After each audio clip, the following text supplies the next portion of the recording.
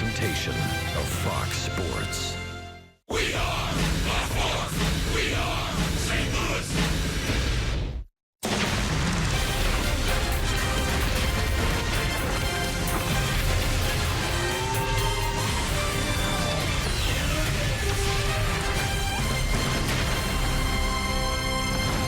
This is St. Louis Cardinals baseball, and it's spring training 2017. The sun is shining brightly here in Orlando. A lot of Cardinal fans have made the trek as the Braves play host to St. Louis. And with the Cardinals Hall of Famer Jim Edmonds, I'm Dan McLaughlin. Delighted to have you with us on this Sunday afternoon. And we get a look at Lance Lynn today. Yeah, we do. It'll be interesting to see what he has for us today. Sitting out all of last year, he talked about how he was able to learn a little bit by watching the game from a distance. And that's something that people do when they're hurt and really to get to sit down and reflect on everything that they've gone through in the past. So it'll be interesting to see, like I said, what he has in store for these hitters today. Lance Lynn is our Chevrolet starter. Sun-drenched afternoon here in Orlando. The Braves playing host to the St. Louis Cardinals. Spring training 2017 rolls on next on Fox Sports Midwest.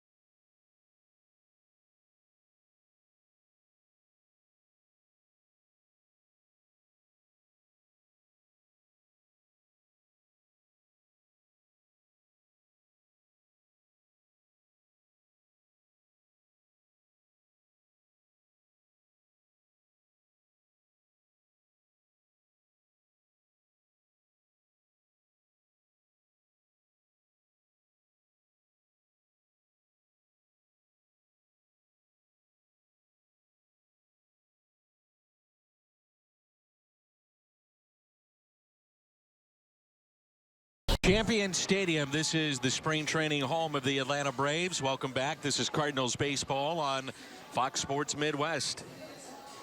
The umpires have taken the field.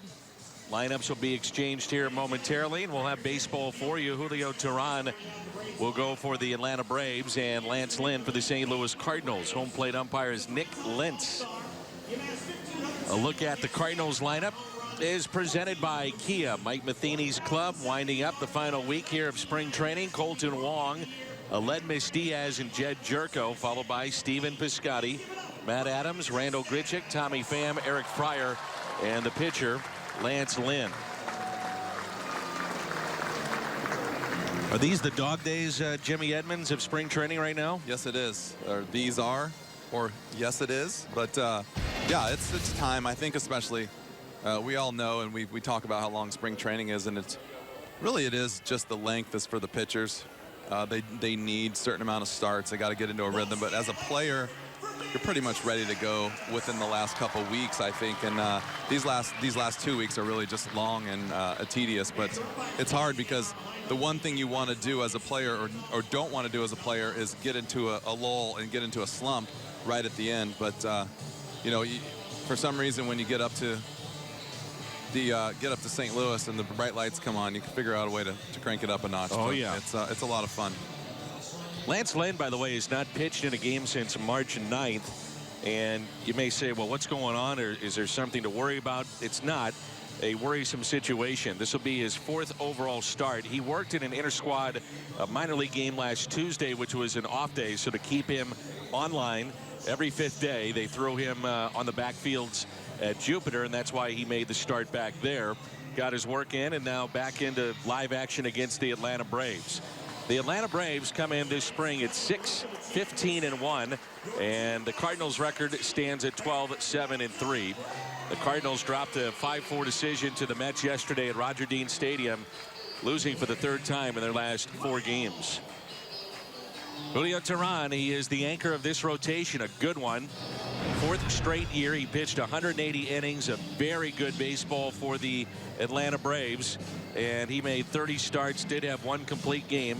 And you know what, you look at that rotation, it's got some veterans, some age to it, but this guy's a very good pitcher. Yeah, he is their ace. And you know, it's interesting to look at their lineup today, and even their roster has turned over a little bit. They've changed, added a little bit of depth and some veterans, and you know, no one wants to go out there and get beat around like they've done in the past couple years trying to rebuild. So, you know, it's interesting to see when they put teams together each year. You said something the other day about adding Bartolo Colon and a couple of older players. R.A. Dickey. Yeah, R.A. Dickey, and try to get a better mix, and then try to be a little bit more respectable. I mean, you got to do what you can do. You can't just go out there and throw young kids out there and lose over and over and over. So see what the Atlanta Braves have to offer this year. So you got to cover a lot of innings, over 1,400 for a season, and that's what they've done in bringing in some of the older players. Bartolo Colon, R.A. Dickey, Brandon Phillips, our buddy from Cincinnati, accepted a trade to the Braves. Kurt Suzuki and Jaime Garcia, the former Cardinal.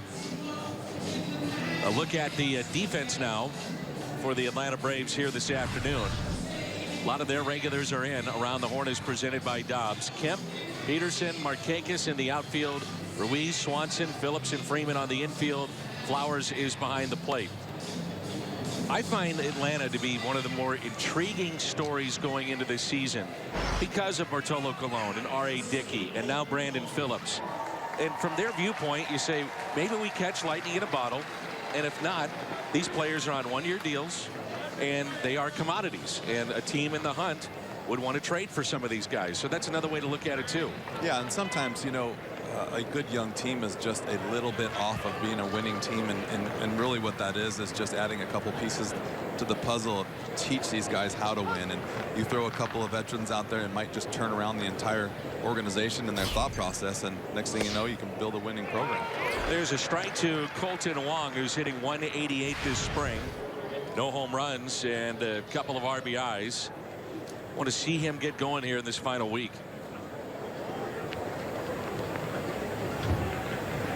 And the 0-1 pitch. A breaking ball in the dirt. Atlanta last year 68-93 their record. The Braves started out 9-28. They said goodbye to Freddie Gonzalez, longtime manager, replaced him with Brian Snitker, and the Braves played nearly 500 baseball. So the organization brings him back. They won 20 of their last 30 games, despite a collective ERA that was over 5. So they started to win a little bit at the end of the year, and a lot of hope going into 2017. Here's a 1-2 pitch. A little bit high. A rare road telecast for us in spring training here at the wide world of sports complex. Football fields, baseball fields, Disney down the road. You can stay busy here. I always liked this trip. I always liked coming up here. This is a great place to play. Good place to hit. Strikeout of Colton Wong. A lot of fun. You get a little different atmosphere up here. I feel like it's like almost in between opening day and spring training, as it's a little bit more of a stadium. I love the backdrop. It's a great place to hit, like I said, because of how big the backdrop is. So ball carries here. A little offense maybe today. Wind right now is really settled. Very breezy down on the field before the game, and a strike on Aledmys Diaz. Diaz, good spring, 385, no home runs, and he has driven in 4.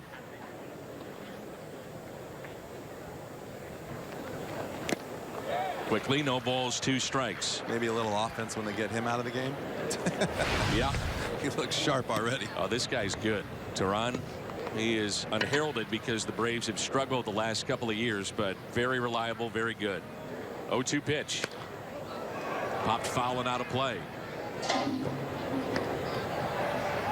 Our next telecast, by the way, will be next weekend as we wrap up spring training from Florida. The Cardinals will play a couple of exhibition games in Springfield and Memphis, the AA and AAA affiliates, and then open up with the Chicago Cubs on Sunday Night Baseball. 0-2 pitch. You know, things have changed a little bit here, Jimmy, because I'm surprised you said I like coming here, because for you it was facing Smoltz, Glavine, Maddox. I really didn't mind facing those guys. I always looked at it as a challenge. Popped up. Dansby Swanson, the former #1 overall pick, puts it away. But in spring training, I mean, if you think about it, by about right now, all 3 of those guys are on the golf course. So they usually didn't pitch in too many spring training games. They were pretty good about throwing on the back fields, and something you were talking about with Lance. It's nice that you get a chance to throw on the backfield. Like, you don't really have to worry about Lance. He's going to get himself ready. Yeah. Get a chance to see your young pitchers and throw them against the competition, and let your veteran guys go in the back and kind of just get their work in. Here's Jed Jerko. Jerko, a couple of home runs this spring, hitting .276. Not many times you say a guy that hit 30 home runs the year before doesn't have an everyday position the following year, but that's the case right now with Jed. And he's at third base today. As Tehran really took something off that pitch. 0-2.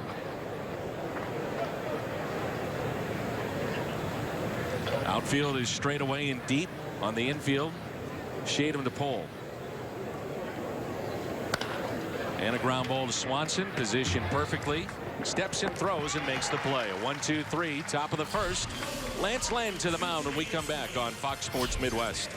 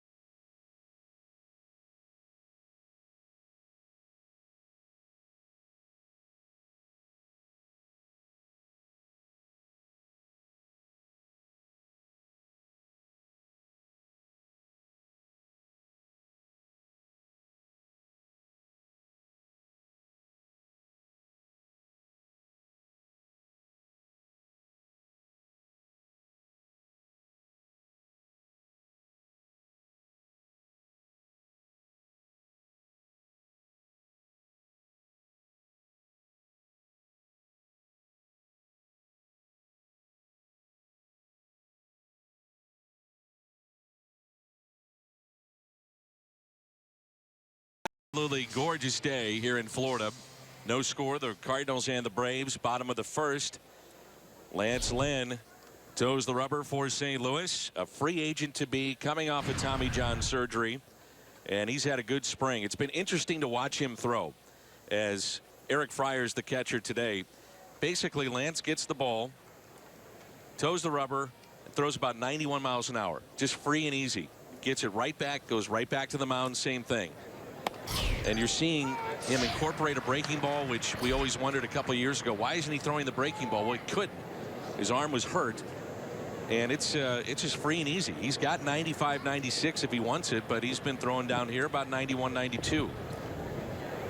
Well, I had a nice conversation with him for a long time the other day, and really said that he learned a lot from watching and sitting back and talking to a lot of people. I think that people don't realize in the heat of the battle, even when you're only pitching every 5th day, that you're focusing on other things and you're not watching as closely as you would think you could. And he said he learned a lot. And I think one of those things is he's not going to come out here and blow it out early on. He's going to save himself for the season, and he's going to mix in some things and try to work on things. And you can see right there, he kind of lobbed a few things in there and then comes back with a good hard fastball, sneaky fastball. Look for him to be a different pitcher this year. I think it's going to be a really good thing. And like the keys to the game is that. See what he's learned and see how he reacts to all these different situations now that he's had some time to really prepare himself for a new beginning. Was your Toyota keys to the game. Here's Brandon Phillips. So many years he seemed to be public enemy #1 after the huge brawl between the Cardinals and the Reds, but such a likable guy when you get to know him like we have. And a fly ball into center, and the Braves fans will see he's very active on social media, gives tickets away and signing autographs, taking pictures, and a veteran presence at second base this year. So the first two have been retired. A look at the lineup now for the Atlanta Braves, presented by Kia. Swanson, Phillips, and Freeman, then Kemp, Markakis, Flowers, Peterson, Ruiz, and Tehran. Here's another guy, in my estimation, that flies under the radar because of the lack of success with the Braves. This man can flat out hit. Freddie Freeman. And through all the rebuild that they have had, and it seems like, Jimmy, if you're going to rebuild, you better keep 1 star, maybe 2. Braves have elected to keep him. He signed through 2020, and he's a good player. Yeah, you definitely got to keep a guy, especially a guy that's been around pretty much his whole career, and let him kind of see it through. And like you said, he's a good player. He's a good hitter, good presence in the clubhouse. So I think they did the right thing keeping him around. Probably get a little frustrating at times with the losing, but it's part of it. Be a team guy and watch him grow. He was with Team Canada at the WBC and now back with the Braves in their camp. Cardinals defensively as we go around the horn, presented by Dobbs. And the outfield features Grichuk, Pham, and Piscotty. Left side of the infield, Jerko and Diaz. Right side, Wong and Adams. Eric Fryer is behind the plate. Here's Matt Kemp. Kemp was picked up last year from San Diego and really made a difference.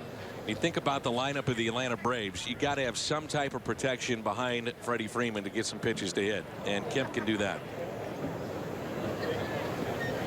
First pitch to him is hit foul and out of play. Yeah, Matt Kemp's a big, strong guy. Sure is. Big swing, got a lot of power. He had some ups and downs with LA. Had some really good years and had some off years. So be a good, like you said, good protection for Freddie Freeman, and just another solid veteran player in that lineup. Here's the 0-1 pitch. Now make it 0-2. Kemp last year had 23 home runs with the Padres and then popped 12 with the Atlanta Braves. So pretty gaudy numbers last year for the veteran.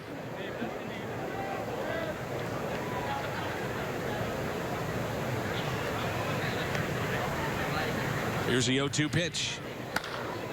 And a fly ball lifted down the right field line. Piscotty over. The ball almost came back. A little bit of wind up there blowing now. I gave up on it. Piscotty did, thank goodness. We have a chance to see the Mets yesterday. If their rotation can stay healthy, Mets would be one of the favorites coming out of the National League East, along with Washington. Miami will be competitive. And the Braves, kind of a wild card in that division. Little chopper that's hit to short. Diaz, a flip to Wong. And the Braves strand a runner. We played one. from Orlando, and there's no score.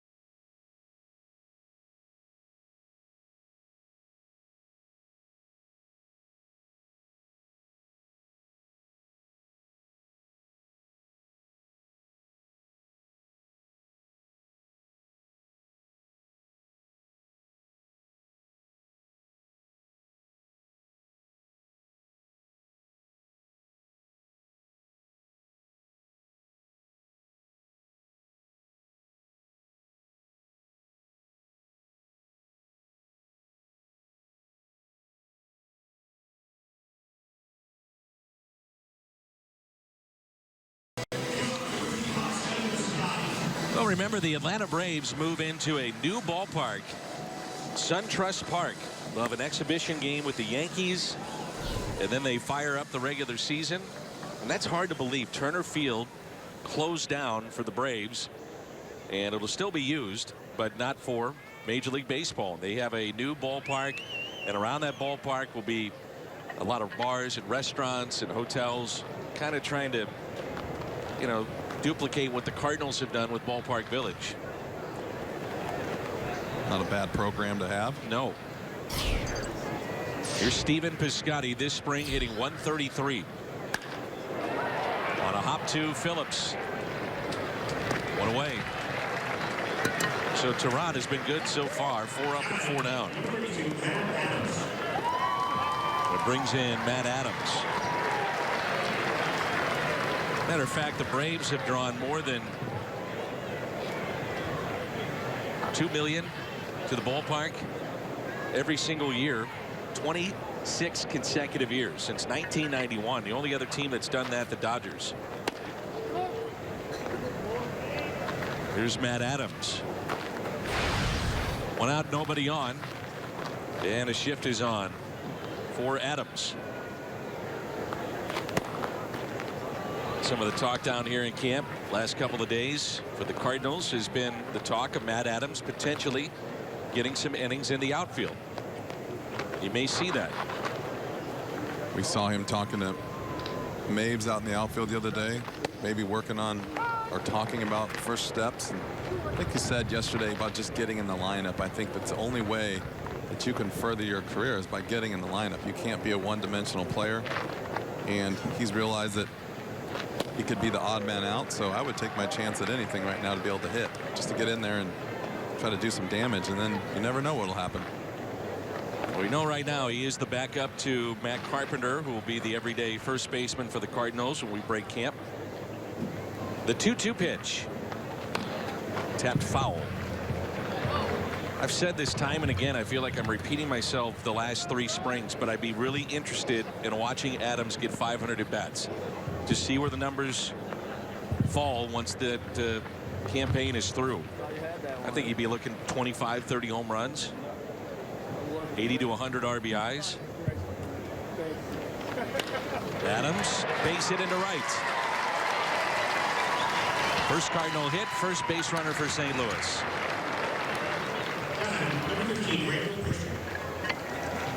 Brings in Randall Grichuk. I mean, you watch him hit. He's got a good swing. I mean, he really does. And I like what you said. You know, it's a shame sometimes when some guys get caught in organizations where there's just no room for them.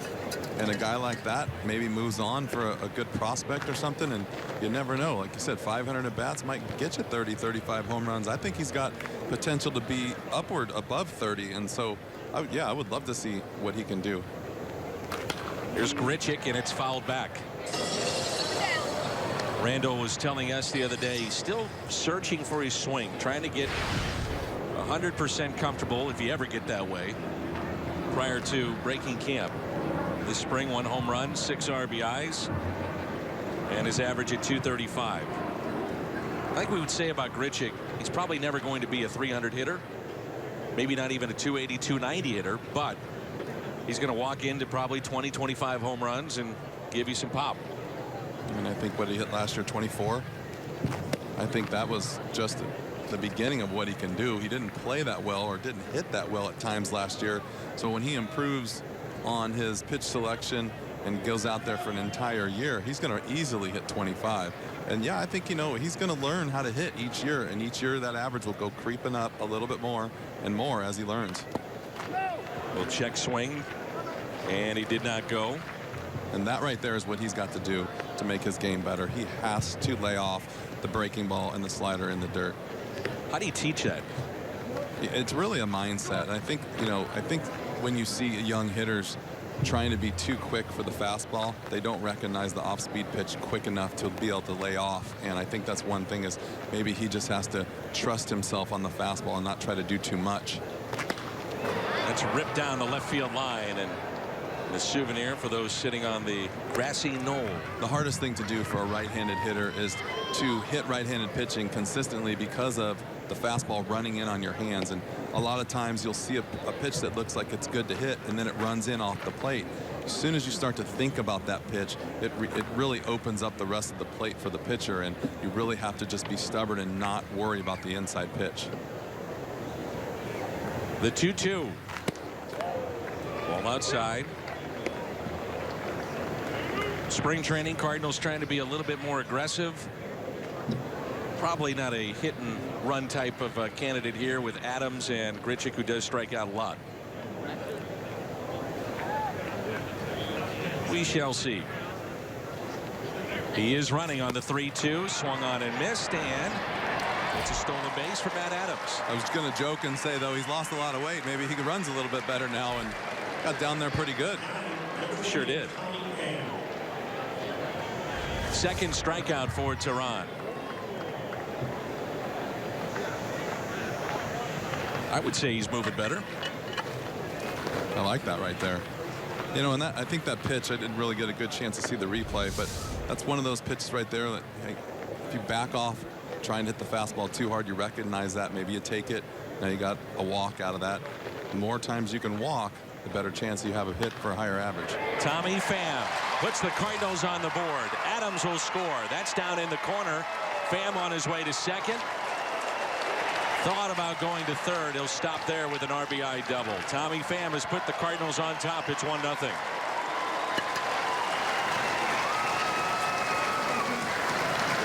We both spoke briefly with Tommy Pham, but he had stitches in his lip the other day. Helmet came down and crashed down on his mouth. So right there, that's a perfect example. Even though it's a strike, Tommy Pham's up there. He's not really worried about trying to do too much with the fastball, and he's comfortable. So you see a little rolling breaking ball and you can attack it. If you're trying to go after the fastball too hard, you know, you pop up that pitch, you try to do too much with it, or you just flat out don't recognize it and you don't put a good swing on it. That's a good job by Tommy, getting a pitch to hit early in the count. And I mean, didn't do too much, but got it down in the left field corner for a double, scores a run. Hitting is so much about just being balanced and under control. And, you know, that's a lot of times when you see guys swing at bad pitches or balls over their head or stuff, they're just really trying to do too much. Now Eric Fryer, more than likely the backup catcher this season for the Cardinals, as Carson Kelly continues to develop. And currently Yadier Molina is still in the WBC with Team Puerto Rico. He just won the MVP of the second round. He's had an incredible tournament. Here's a 1-0 pitch. 1 ball, 1 strike. 2 outs, runner at second. That's Tommy Pham. His double has made it 1-0.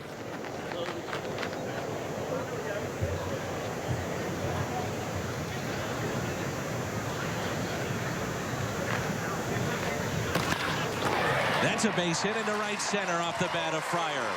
Here comes Pham. He will score. This handled in center.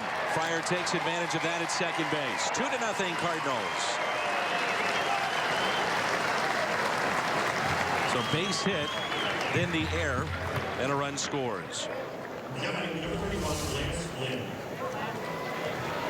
don't know if that was a little cutter, slider, or just a nothing fastball, but you've seen Fryer hit. I mean, he can hit. He just stays inside the ball and drives the ball up the middle. Another good at bat. Pretty short stroke, doesn't he? Really short stroke. Didn't really get anything going.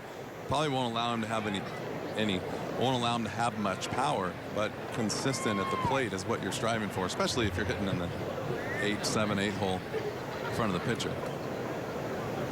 Here in the final week of spring, most teams are using their pitchers to hit and not employing the DH. So Fryer with a base hit. 2-0 St. Louis.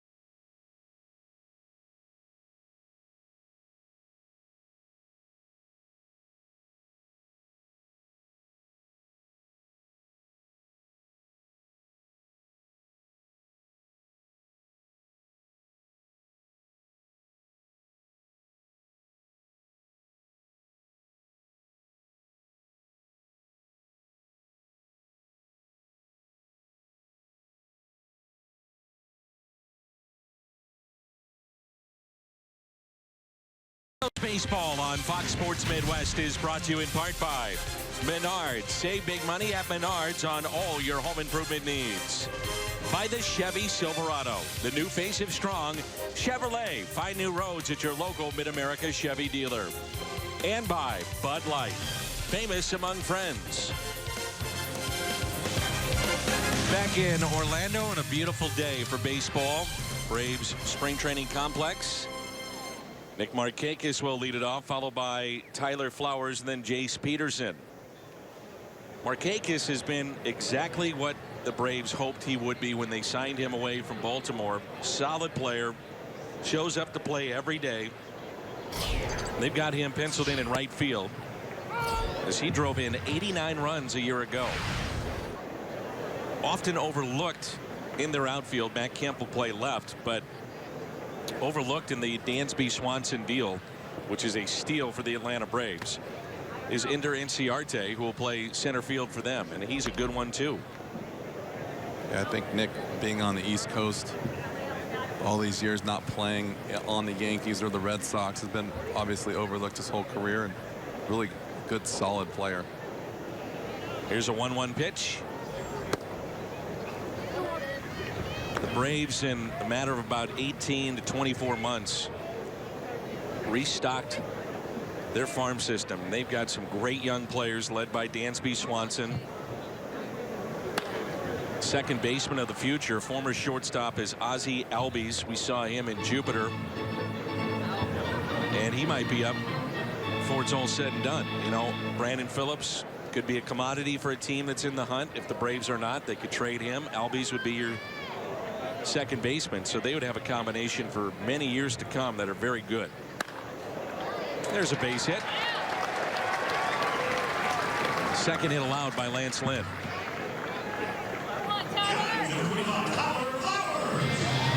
brings in Tyler Flowers.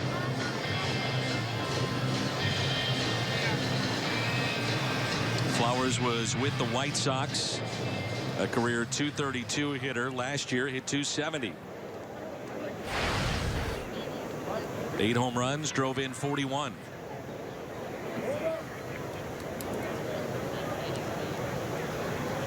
Outfield is straight away.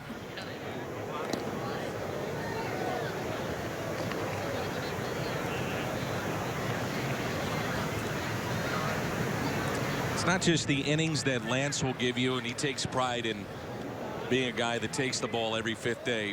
Whether or not he's 100%, I'm not sure any player feels 100% ever after the first day of spring training. But Ever. he takes pride in that, Jimmy, and he takes pride in that.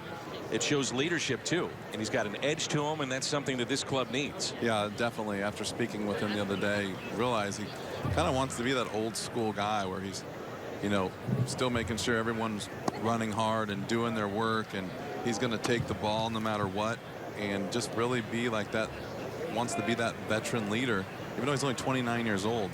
He's been around, and his mentality is of that a few years back where, you know, guys were more in your face attitudes and really keep the locker room loose, but also keep you on the straight and narrow. 1-1 pitch, little check swing. Adams only play to go back to the bag at first. That's the first out, and it brings in Jace Peterson. Markakis advancing to second base. Jace Peterson originally called up by the Padres in 2014, and he came to the Braves as a part of the Justin Upton deal. This spring hitting .182, no home runs, couple of RBIs.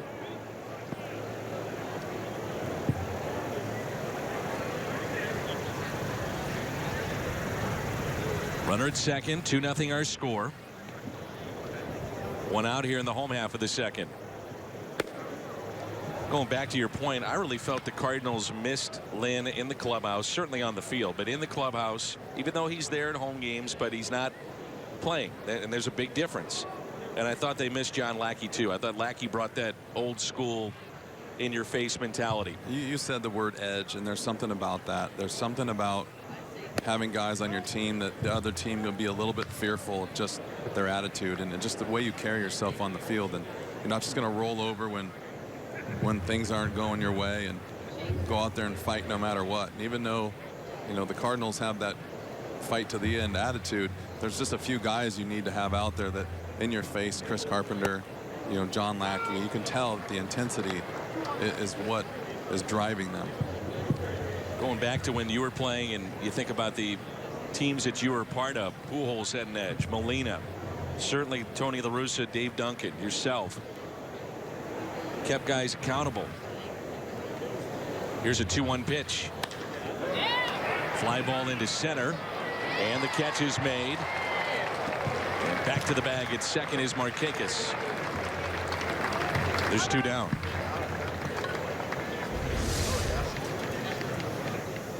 Right now, Eric Fryer went out to talk to Lynn. Where do you sit on this? And I hear it all the time about the numbers and how they play out, what you should do. And as Tommy Pham made that play, but you have the 8th place hitter here, then Tehran is on deck. Runner at second base. You know, do you pitch to the 8th place hitter? Not necessarily intentionally walk him, but pitch around him and then bring up Tehran. Well, I think this is when you, like you said, you're careful with them. And this is part of spring training as a pitcher too. You can work on pitching around somebody or pitching to them carefully. And if he's gonna be overly aggressive, he's gonna give you an out, then you'll take it. But you know, you really, I think, like you said, you really want to go after that pitcher if you can. And let's just get a situation here where see what you can do. You get a strike, so maybe you try something here, but you just don't give in and give them something to hit. 1 ball, 1 strike. It's a really tough place in the lineup to be a hitter. It really is. It's really hard to understand as a hitter when they're coming after you and when they're not. And especially if a pitcher can expand the strike zone a little bit, or the umpire gives you a pitch here and there, then you're kind of get yourself in a hole and you still don't know if they're pitching to you or not. 1-2. New rule in baseball this year. And we'll see it at some point, but you just put the 4 fingers up and don't worry about throwing to the plate. or away from the plate for an intentional walk. Hitter just goes right on down to first base, and away we go. And you saw right there, Lance reached back, been throwing about 88, 89, 90, just threw 93. So here's a 1-2.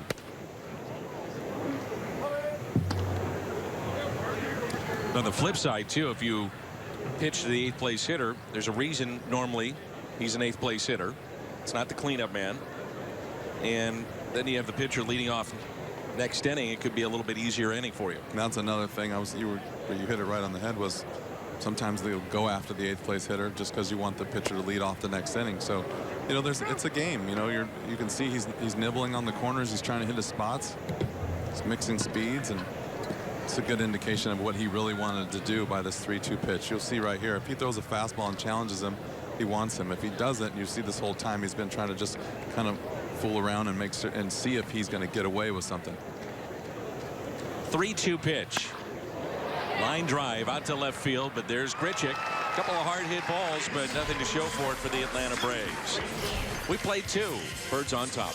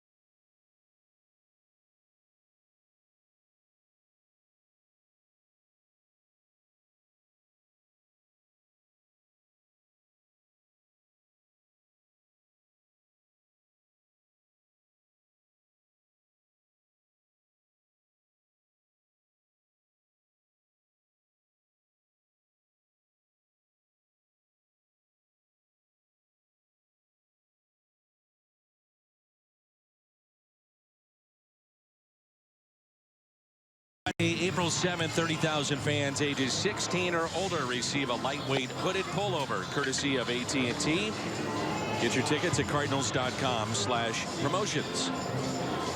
Along with the Cardinals Hall of Famer Jim Edmonds. I'm Dan McLaughlin. 2-0. Cardinals with the lead as we move to the top of the 3rd.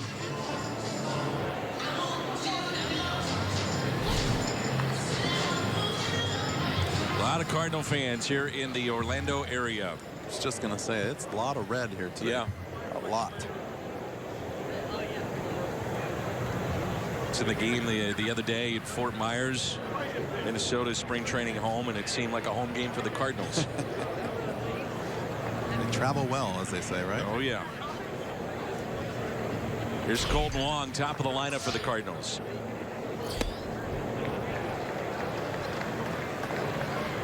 Yesterday when I was driving up, I was stopping over at the gas station. I saw a little bit of red in the filling station itself. Like people were driving up the night before, and coming from Jupiter up here.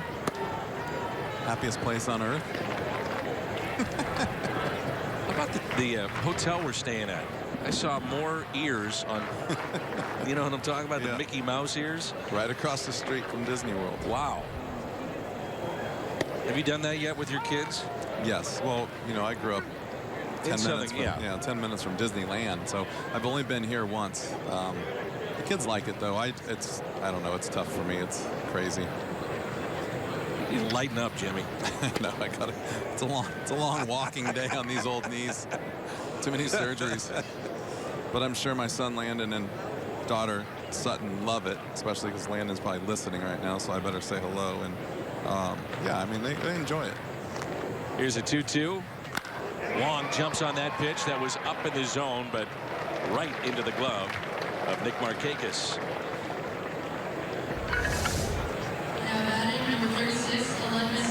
Not a bad swing on a high fastball. He looks to me like he's just feeling a little bit for what he's trying to do right now. I don't know what it is. It doesn't look like himself. I know he's struggling and he's really trying to get settled, but you can tell that he is just struggling just a little bit to find his rhythm. Here's a lead miss Diaz. Chops one left side. Taken there by Ruiz, and Diaz is aboard. Be the second air charge to the Braves in this game.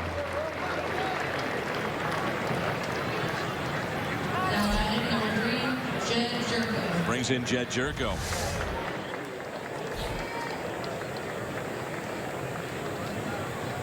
You can kind of see in that replay, this game is so crazy. Like, gets a nice easy hop, moves his feet perfectly well, and you can see his arm just do more than his body, and it literally just creates an awkward throw. And everything's got to be in sync, and you got to keep your feet and your arm, everything at the same speed. And you can see he got set and then tried to like overthrow it with his arm, threw it straight in the ground. Here's Jerko.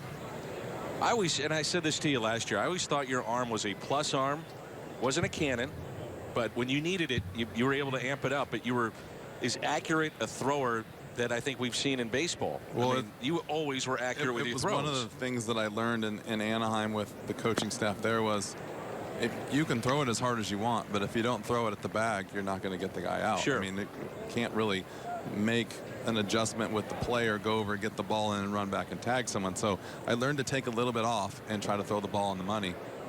We worked on it a lot. We worked on throwing downhill, worked on throwing at targets, bouncing the ball to each base, and that was just something I took pride in. Fly ball into right center, dropping, and it does. Run will score, and Jerko winds up at second base. It's now a 3-0 St. Louis lead on the RBI by Jed Jerko.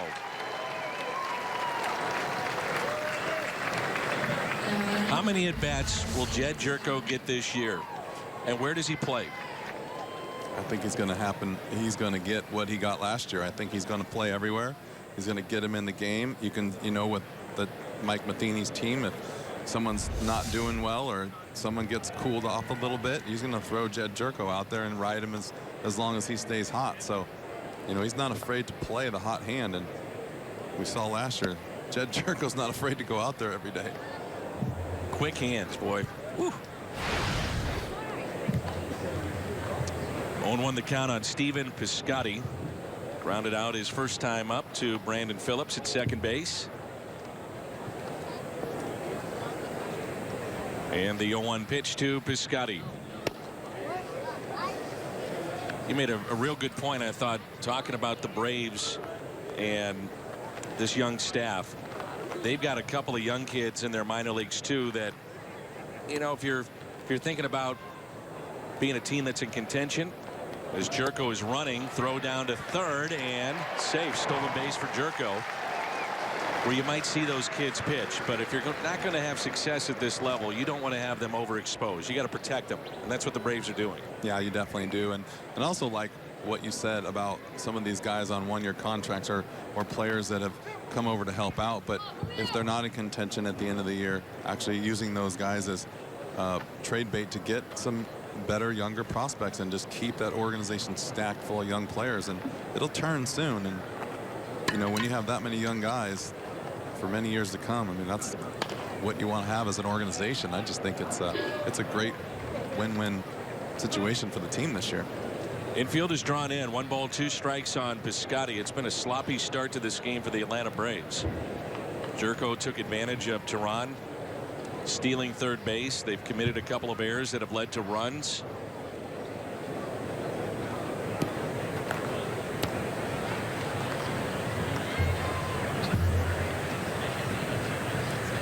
Outfield is straight away. 1 ball, 2 strikes on Piscotty. Just got a piece. Hasn't been a great camp for Steven. came into play today hitting just 133. Very unusual for him.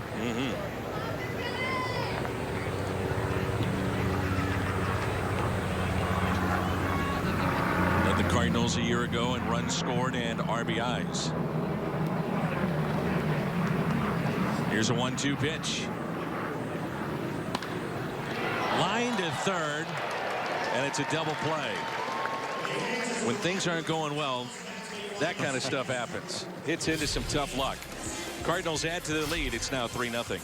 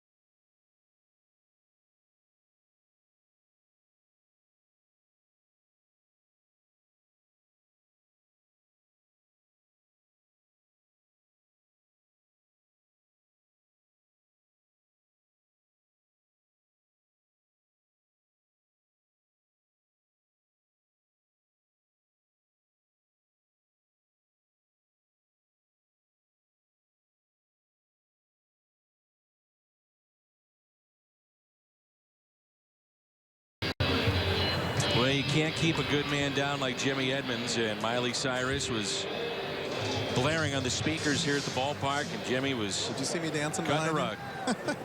I didn't think you saw me. Oh, I saw it. Julio Teheran, the pitcher, leads things off here in the bottom of the third. Then we'll see the top of the order against Lance Lynn. 3-0 Cardinals with the lead. I know you saw my dancing debut on the video board last year. Love that. What a great video. What a great video. It's tremendous. Worked very hard on specific moves. But when you have rhythm like I do, Jimmy, you can't keep me down. Huh? Yeah.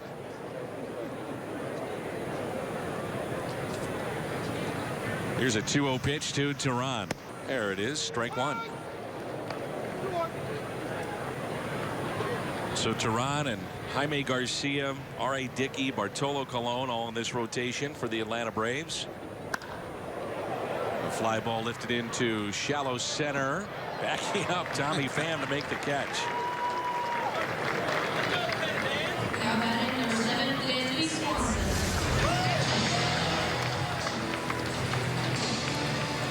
That's the second time he's come in on a ball that almost got over his glove. A little wind out there. Ball's carrying. You know, I don't feel like it's as the air is as heavy up here as it is. I agree. Down in Jupiter. I agree. Yeah. Because maybe because we're more inland a little bit, it's not as humid, not as heavy, and I think you're seeing the reactions of some of the players. And I think the ball sounds a little bit more crisp off the bat too. We were talking about it before the game, and this is Dansby Swanson. But the baseballs, Major League Baseball will tell you, look, they've done tests. You know, they'll lie to you, tell you that they're the same. Is that what you're saying? Yeah, but you know, you pick up a ball, the seams are tight, and if it's like a rock. It's not the same as it was about 3 years ago. We had talked about that a little bit last year, and you can tell they were hard in the 90s and early 2000s, and then all of a sudden it did something to them, made them a little softer, and I think they're back to being a little bit more firm. You can definitely hear it off the bat. It's definitely a louder noise. Still listed as a prospect is Dansby Swanson, number 4 overall by MLB.com. He was 1 at-bat shy of not being able to register or be qualified for the Rookie of the Year. He need 130 at-bats. He got 129 a year ago. And he strikes out. Chased a pitch up. Second time that Swanson has struck out. He's had a good camp. Came in hitting well above 400. Good fastball by Lance. Pull the ball up in the zone. It's going to be one of those deals that you look back on it and you say, what a steal to get Swanson, and what were they thinking? Well, you know what? The one thing that I think Arizona was trying to do last year was win now with that team that they Absolutely. had. Who would have known that Shelby Miller wouldn't have produced anything at all and pitched the way he pitched? But you know, I think that, like you said, they tried to win now, and you never know what the future is going to hold for young players when they come out of college or into the minor leagues, if they're going to pan out or not. I'm shocked at what happened to Shelby Miller last year. Me too. Thought he was on the verge of becoming a really good player. Well, they say the reports out of camp for the Diamondbacks are very good, very positive. His velocity is back. He was hitting 98 on the gun consistently the other day. Well, just right there, I think you're on the verge of having a really good team, and you're talking about not even knowing the names, and you're talking about trading for a kid who throws 98. I think you have a pretty good chance right there to have a successful trade. Just over Colton Wong and a base hit into right.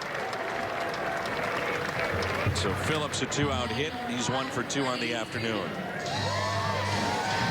I'm sure it's fairly unprecedented trading the #1 pick, though. Absolutely. In that short amount of time. See that ball just getting over Colton's glove. Here's Freeman, who picked up a base hit against the shift, first time up.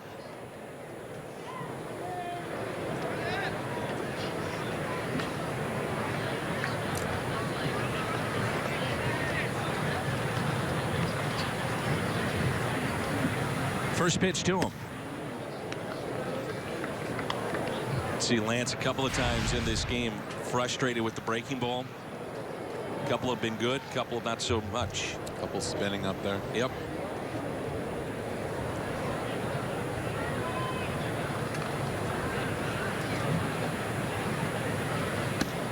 Inside to Freeman, 2 balls, no strikes. I really thought it was interesting what Lance had to say. He talked about trying to go out there and not really, I'm going to use Chris as an example, but try to be Chris Carpenter.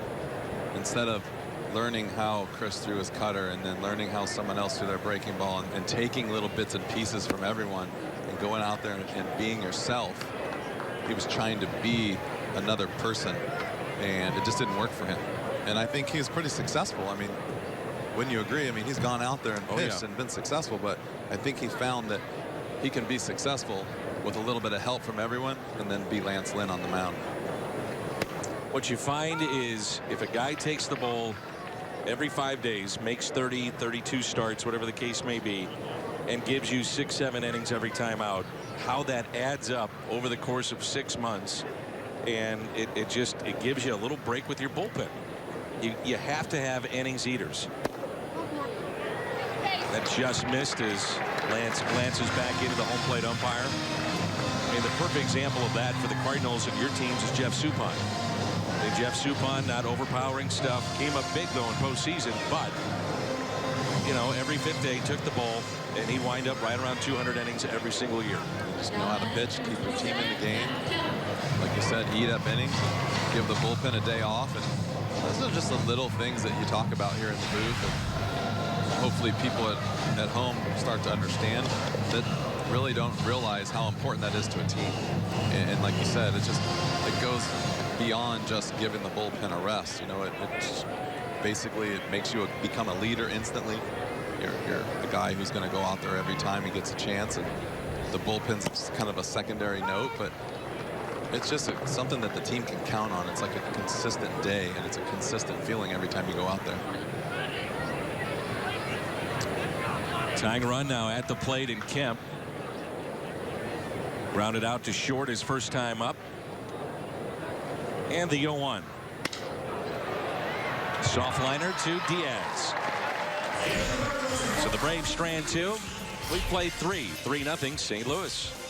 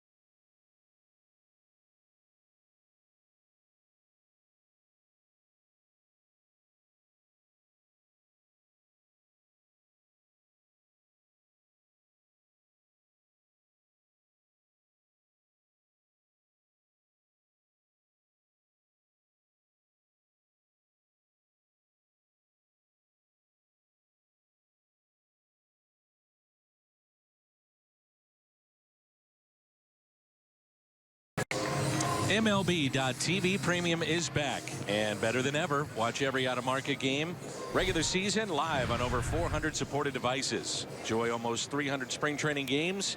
World Baseball Classic. Visit MLB.TV for details. Beautiful day here in Orlando.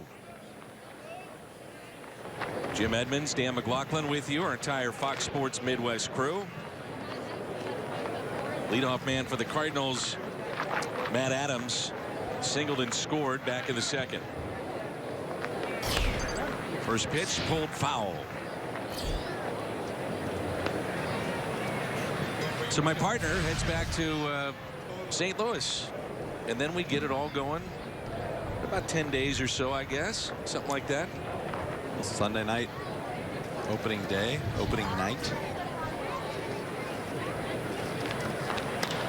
Adams with a high drive into deep right. This ball is gone. It's a home run. Just cleared the wall, and Adams hits his 4th of the spring.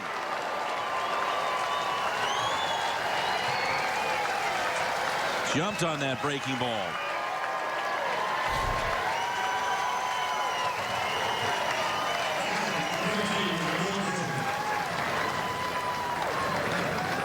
Matt Adams does a really good job of staying back right here. The thing I like about Matt Adams is, for a big guy, he's got a short swing.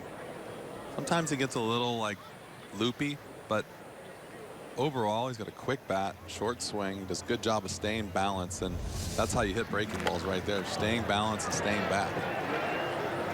Popped fouling out a play off the bat of Rando Grichuk. Cardinal left fielder struck out swinging back in the second.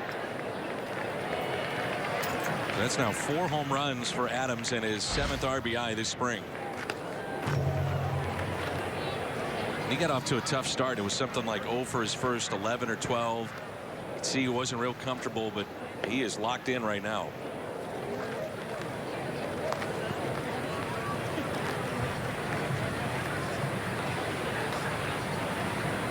Oh-2 pitch to Grichuk. Muscles it out to left. Randall is thinking 2 on his way to second, and in there safely.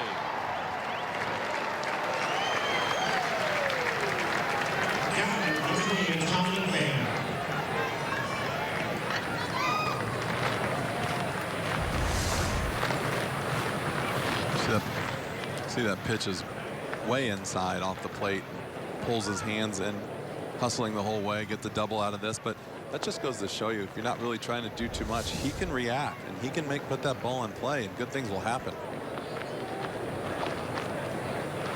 So you're talking about more of the trust of his hands, because he does have a quick bat. He's strong, clearly. Here's Tommy Pham. Pham with an RBI double back in the second inning.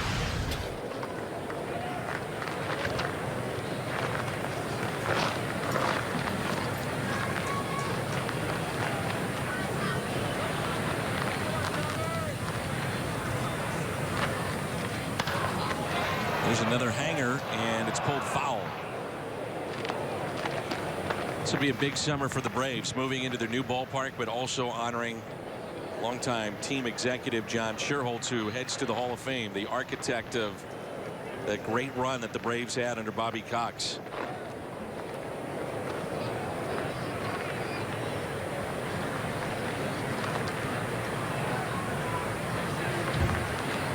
Here's a 1-1 pitch to Pham.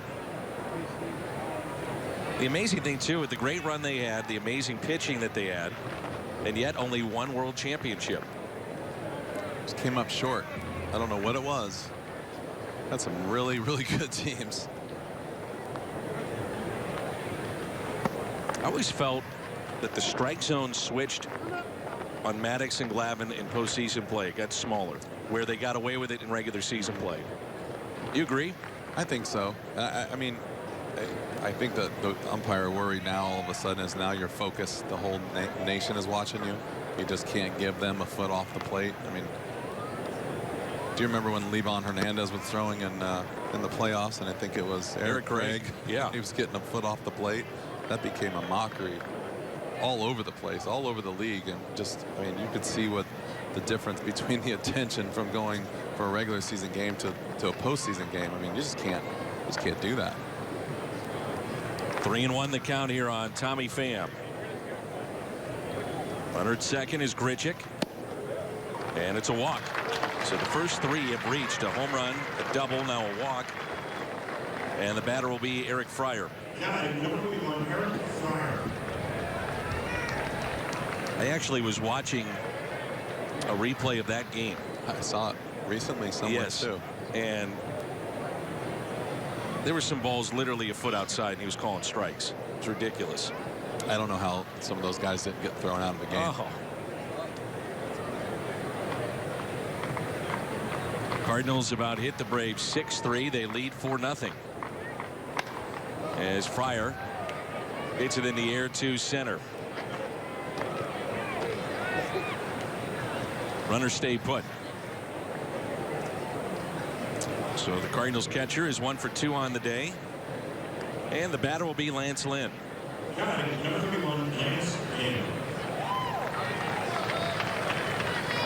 It's the kind of time that you could see Lynn show bunt, pull back, and just try to slap it, put it in play.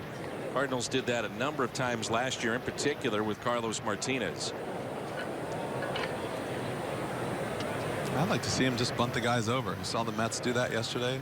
Something that Terry Collins is known for, really just doing what is necessary for his team and not really playing, especially in spring training, not playing a scoreboard or trying to please anyone. And you got to get your pitchers ready to play, and bunting is part of it. Braves showing Freeman charging. So Lynn would have to hit this on the left side of the infield.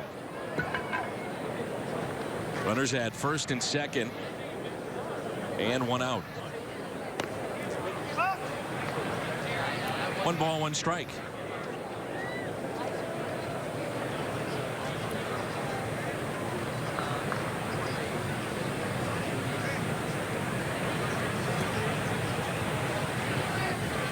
Outside of Julio Teheran, the Braves ERA collectively 5.32.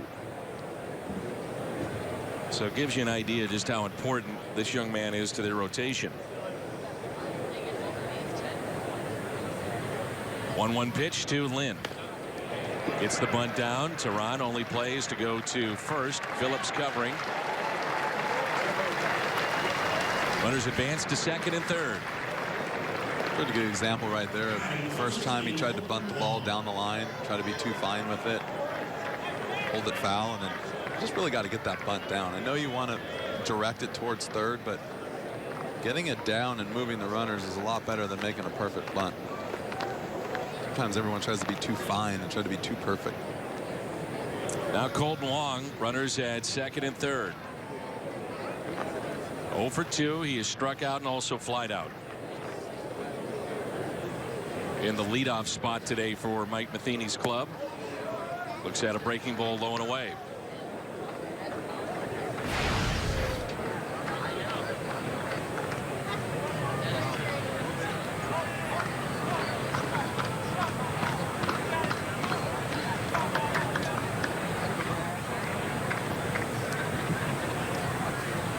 Here's a 1-0 pitch to Colton Wong.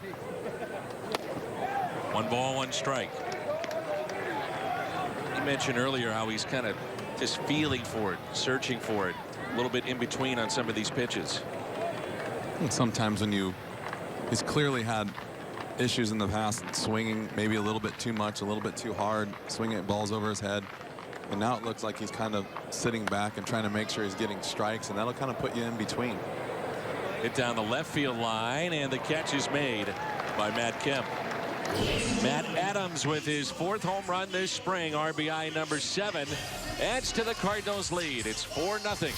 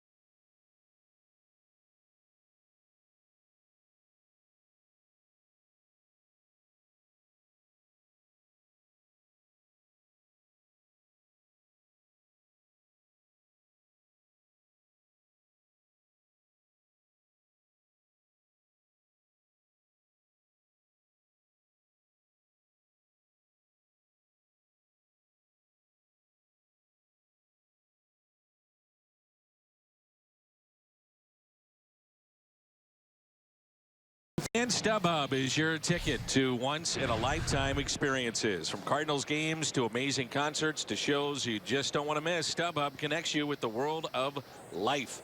StubHub, the official fan-to-fan ticket marketplace of the St. Louis Cardinals. Billy Joel is coming to St. Louis. Metallica coming to St. Louis in Busch Stadium this year.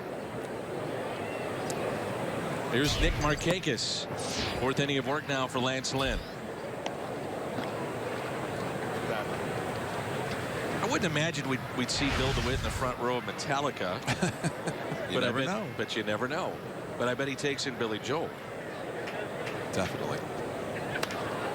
Adam out in front, and it's popped up. Fryer throws the mask and makes the catch. That's a tough play. Oh, there's a lot of pretty adventurous day today with balls in the air. A few balls up there giving some people troubles. This one get up in the wind a little bit. Cardinals love how fundamentally sound Eric Fryer is. Yeah. I think he was hoping maybe Matt Adams would help him out right there. Yeah. It's a long run for Where Bull. are you? Take it, please. Somebody help. Here's Tyler Flowers. Grounded out his first time up. Eduardo Perez used to play first base, and he would tell everyone, I'm not catching a pop-up, so somebody come over here and get it.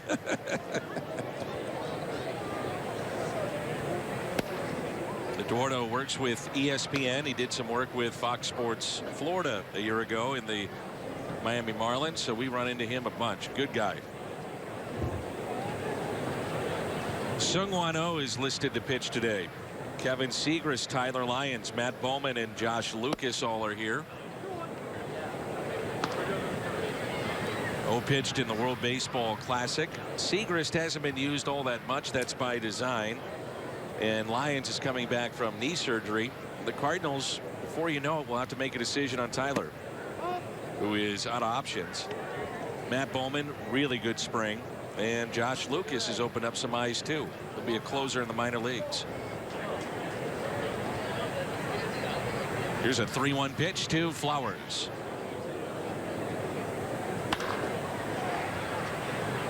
Into shallow right. And the catch made by Piscotty. The wind must be playing some tricks with these baseballs. I'm telling you, the difference in the air, too. The ball's just not, the ball's a little bit more alive today. Carrying a little bit more than they expect. And yeah, the wind also. I think when you get up above that stadium, the thing is that here is the stadiums aren't that tall. So if the wind is blowing, as soon as the ball gets up in the air, it's blowing it, even though you don't feel the wind down on the field. It's a good point. You don't think about it, how in a stadium it knocks that wind down. Yeah, a normal stadium in the big leagues, you're not really getting the wind effect. And a strike to Jace Peterson, fly to center. His first time up. So Peterson can play the outfield. He can play second base. We also have Chase Darno. And trying to keep that spot warm until Ozzie Albies is ready to jump on it and stay here for good. Soft liner, and there's Colton Wong. Nice play. A 1-2-3 inning for Lance Lynn. We head to the 5th. It's 4-0. Listen up, team.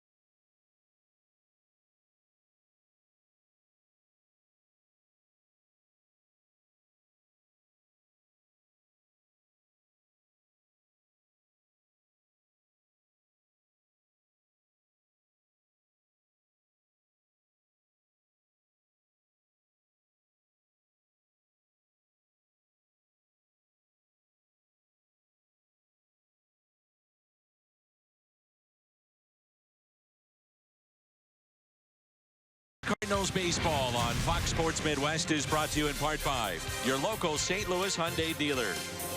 Better drives us. By Shelter Insurance. For your auto, home, and life. We're your shield. We're your shelter. And by the Missouri Lottery. Every ticket you play gives back to schools across Missouri. So play it forward with the Missouri Lottery.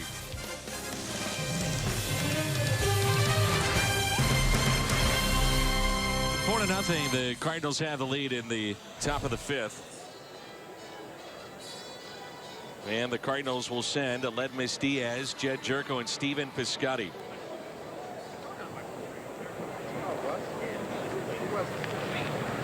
Good shot of all the red in the stands. Julio Teheran has been announced as the opening day starter for the Atlanta Braves for the 4th consecutive season.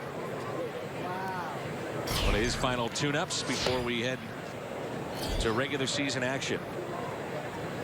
Cardinals believe they finally have found the shortstop of now and the future, and that's Aledmys Diaz. It's been a revolving door in many ways. 2017 will mark the 6th consecutive opening day that the Braves have used a different catcher. That has been a revolving door for them. Diaz out to left, and the catch made by Kemp.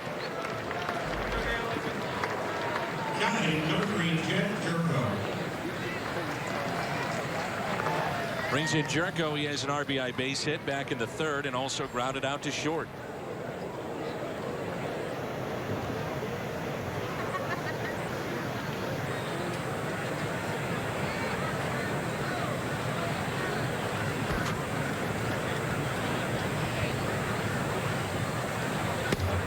Good breaking ball. That'll buckle the knees. I don't know if that actually got back to the plate or not, though.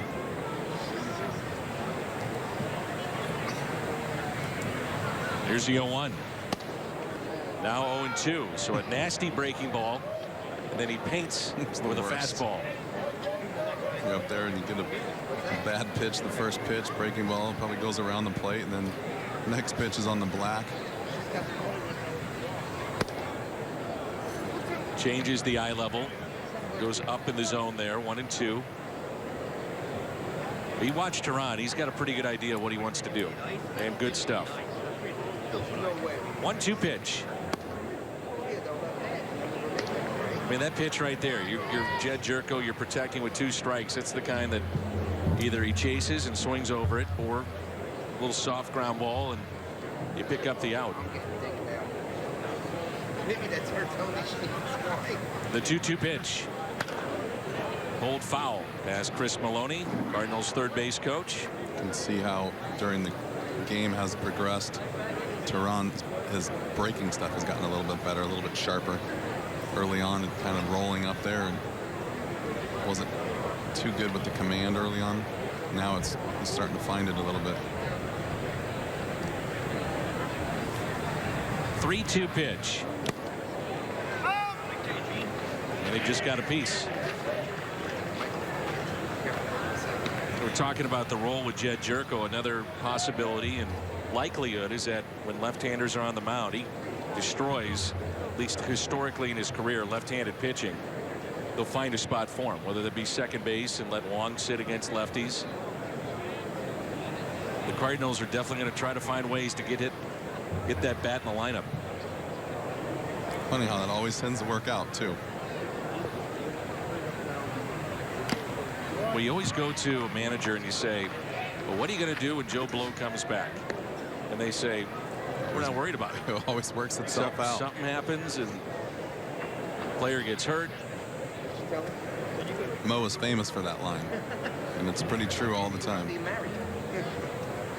Something ends up happening, pitcher goes down, make room for an extra player for a couple days, and somebody else goes down or gets hurt or sore.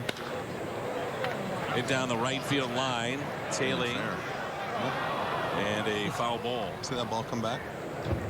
By the way, for folks that don't know, the disabled list has changed this year. It's a 10-day DL, not 15 days. So you may see more movement this year than in years past. Only 10 days.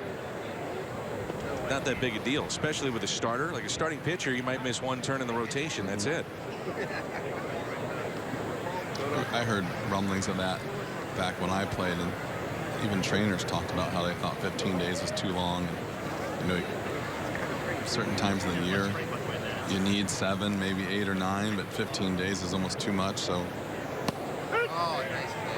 and a late call, and Jerko strikes out. One of the giveaways we have coming up is the Stephen Piscotty Road Gray jersey. That's presented by Scott Credit Union. Just head to cardinals.com/promotions and you'll pick up your Stephen Piscotty jersey.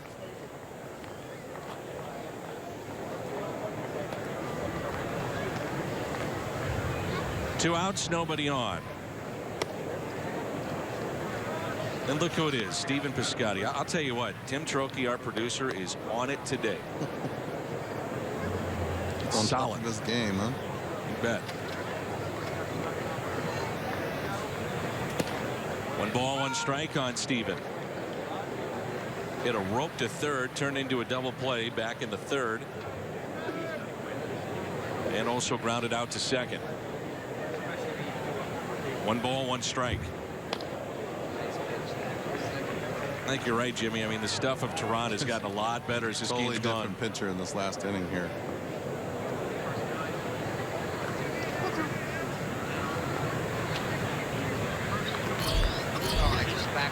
No. 78 pitches, 56 strikes. Yeah. Here's a 1-2. And Piscotty sends a high fly ball into deep right. And the catch is made on the track. Midway through 5, and it's 4-0.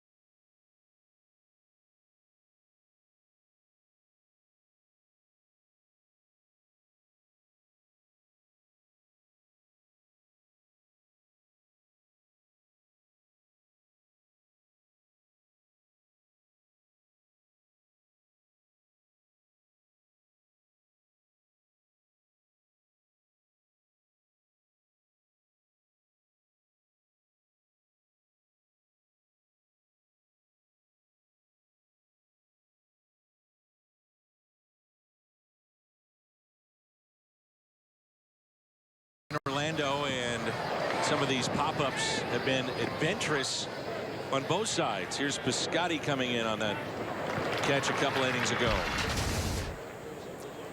It's 4-0 St. Louis, bottom of 5. You know, you see that wind blowing, but also the last couple days in Jupiter, clouds have been over. Today it's perfectly clear, high sky. Like I said, I feel like it's a little bit more crisp. Ball's carrying a little bit more. So you being a Gold Glover multiple times, you come to this ballpark. First thing you got to do, right, is check the wind. Check your surroundings. Yep. I'll tell you what, I did notice when we were just walking on the field today that the ball was carrying. And the balls were rocketing off that backdrop out there in batting practice. That definitely got my attention if I was, well, it got my attention today, but if I was playing, it would have definitely got my attention. 2 balls, 1 strike on Ruiz. Tehran is going to go a little bit further in this game. He's at the on-deck circle. That's fouled back just below us. In the front, the man in front of the guy that took the ball off the hand did not even flinch. Didn't even see it. Almost hit him square in the face. It's scary. Jimmy, we may get a foul ball here today. It'd be so great. Popped up. Adams. That's a big league pop-up. Puts it away. 1 down here in the bottom of 5. I used to watch you a lot, though. We'd go to different ballparks, and during batting practice, you know, you took shagging seriously. Watching the ball come off the bat. Is the ball carrying a little bit more than maybe other days?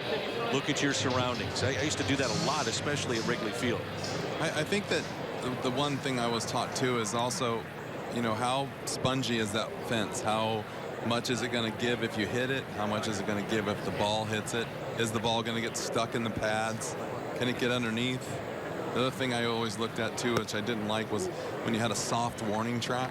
I didn't like that it was like quicksand out there.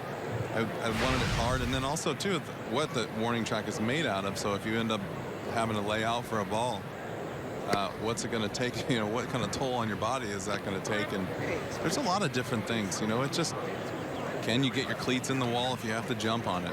You know, there's a lot of things over the years that you've learned, and it's nice when you play for a while you don't have to keep doing it, but every now and then you want to reinsure that yourself that what's going to be like out there that day, and just want to make sure I had everything covered. I thought Turner Field played fair. I think Busch Stadium 3 plays very fair. More of a pitcher's park. I was going to say fair to you, or fair is, I think, a little bit more of a pitcher's park than a hitter's park, but definitely a bigger park. Both of those parks are bigger than some of the other ones. 2-2 the count. Some activity in the Cardinals pen. Sean Kazmar is on deck. He took over for Dansby Swanson at short. Teheran into right and hustling down the line. You know, Piscotty was thinking, I'm firing it to first. He's thinking the same thing.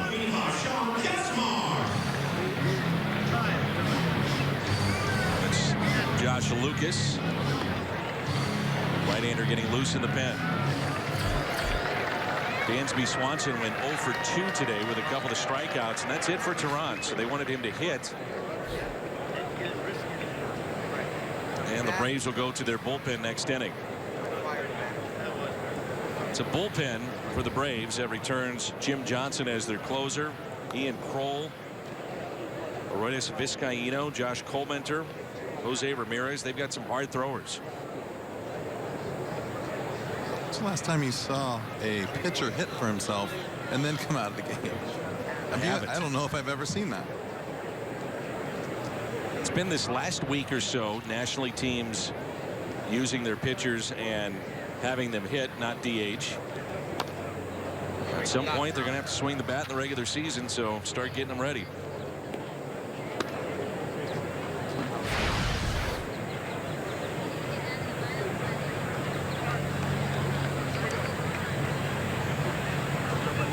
Braves will open up on the road against the Mets. They'll go to Pittsburgh, then Miami, and open up on the 14th against San Diego. Inside, 1 ball, 1 strike. When Lynn's right, and he's been good this spring, a lot of strikes, and you'll see ground balls. For the most part, this is a ground ball staff that the Cardinals have. Wainwright, Martinez, certainly Mike Leake.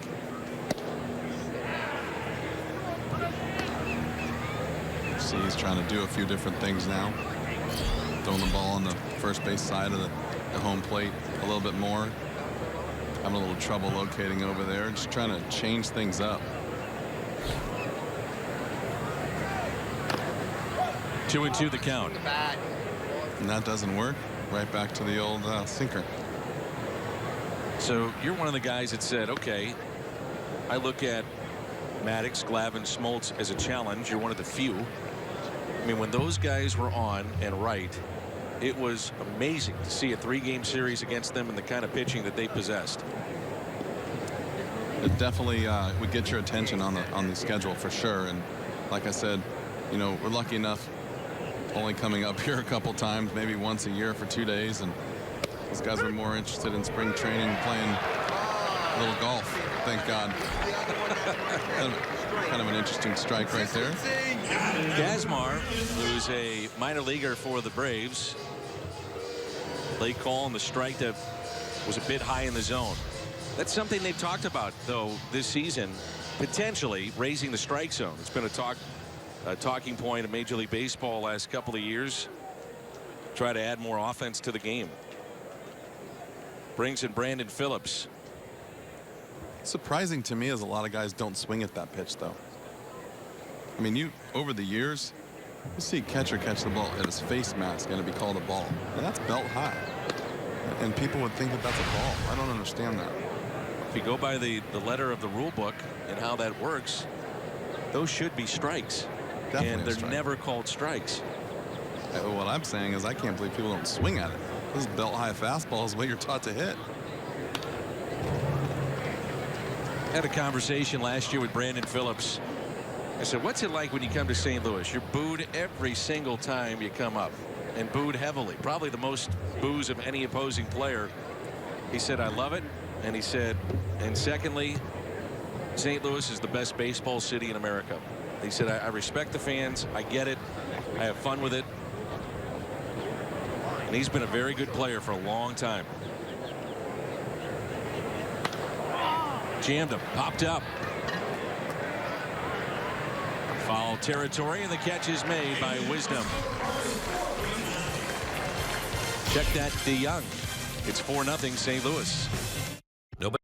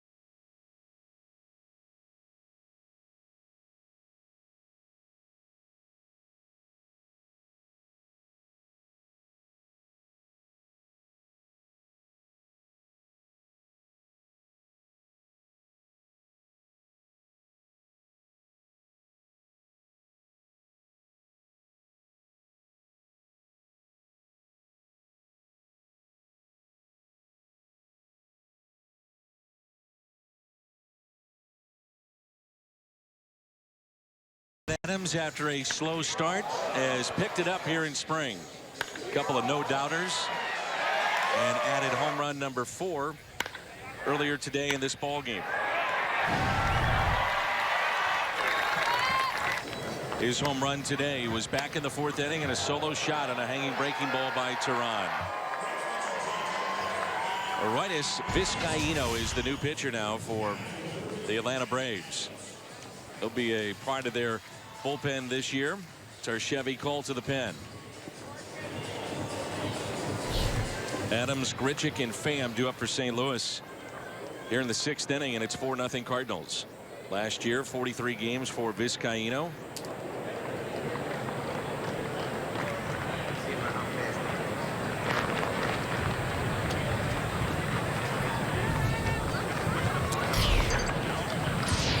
And the shift is on here for Adams. One thing the Braves have, they have got guys that can flat out bring it in their bullpen.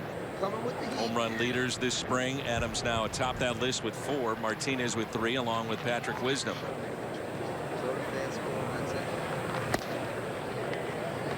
There were 427 relief appearances by Braves pitchers last year, second most in the major leagues. So their starters did struggle at times, had to go to that pen an awful lot. 1 ball, 2 strikes. This young man is bringing it. Yes, sir. First pitch, second pitch 96, and that pitch right there 98.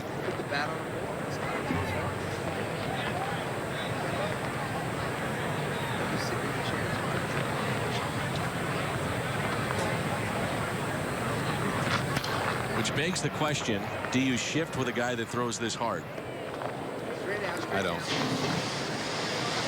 Now, we always talk about how major leaguers can catch up with guys that are throwing 100. They'll pull the ball, but it does make you wonder, do you want to shift there? And the other thing too is that the guy's throwing 98, and you can see from up here, we're right above the plate with some run, some sink. So if he's going to do that, yes. But with that fastball, no. Vizcaíno to Freeman and the outs. You know, we throw Sure. 98 miles an hour with tail to a left-hander. I don't want my third baseman playing short. That's just me. That's probably why I'm sitting up here in the booth with you. Did it bother you when you were hitting?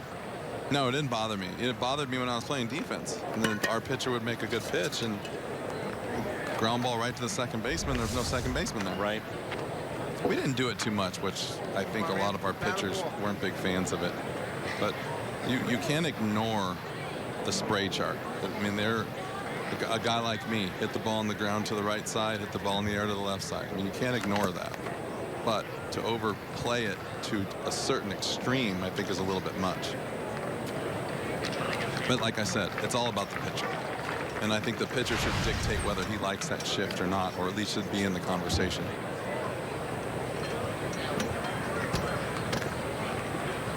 0-1 the count on Randal Grichuk. Watch out. See, now that gets your attention there. Not mine. And I'm up here. Grichuk with a double today, and he's also struck out. 1 ball, 1 strike.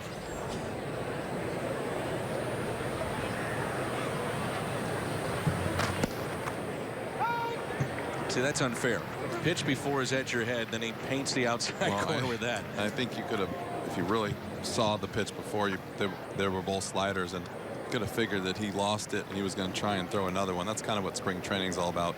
During the season, not so much, but here in spring, you bet he's going to throw you another one.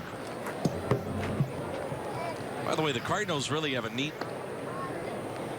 trip plan for those that play with the fantasy campers, but they've got 6 spots left, and it's a fantasy camp in Cooperstown with Ozzie Smith and 13 other Cardinals alumni, and they're going to get a private tour of Cooperstown with Ozzie. And you just go to fantasy camp at cardinals.com to email and find out about a spot, but that is a very unique trip. By the way, it's booking up quick, I was told.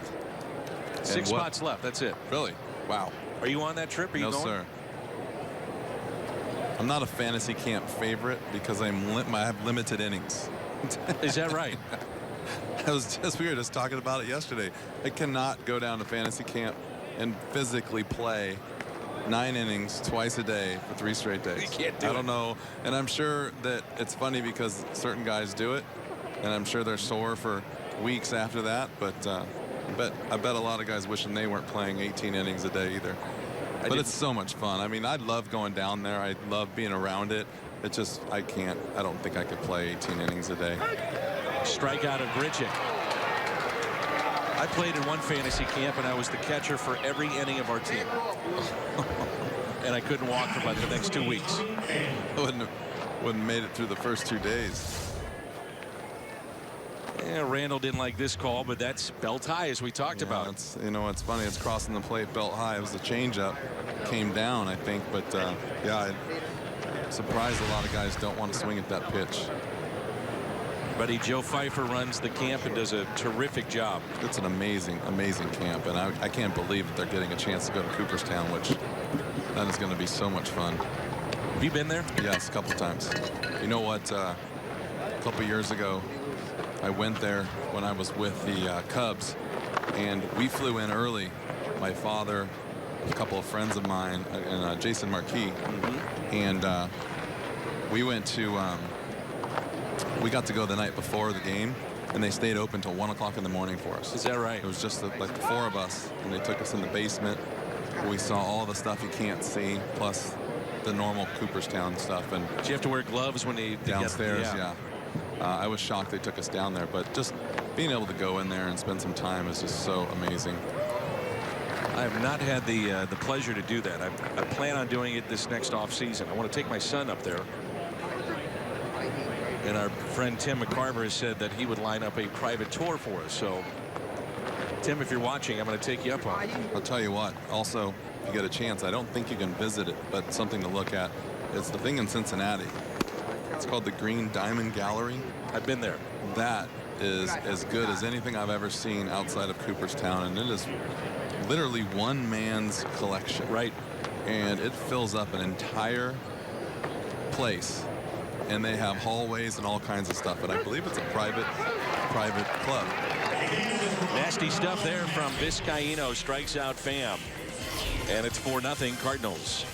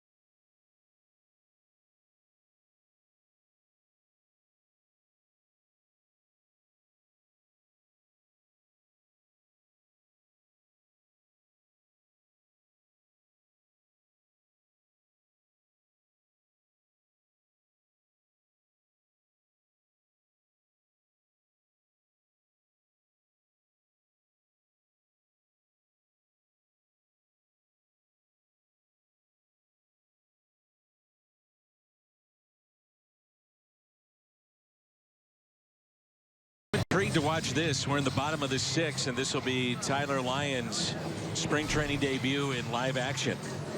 Cardinals have been raving with what they've been seeing on the backfields and bullpen sessions. So Chevrolet called to the pen. So he had a couple of knee surgeries. He's trying to come back from that. I've always liked his stuff. I've always felt that he's got good stuff, can be a big leaguer. Cardinals could stretch him out to be a starter if they needed him to be in that role. He's been very good as a reliever in his career. So again, he's out of options. Greg Garcia out of options, and Miguel Sokolovich out of options. So the Cardinals have decisions on those 3. Good test here. Welcome to live action. You get Freddie Freeman. Freeman with a base hit and a walk today, and that pitch taken high.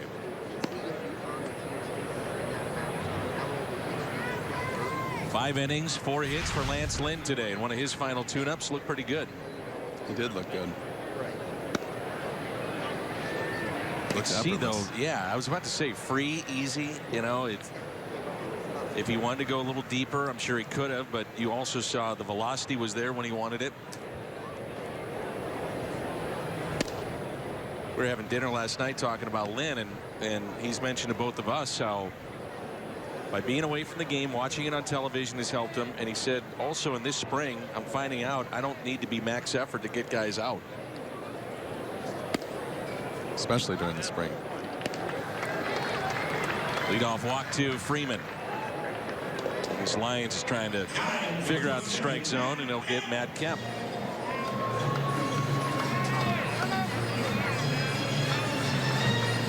And that'll be it for Freeman. Braves will pinch run.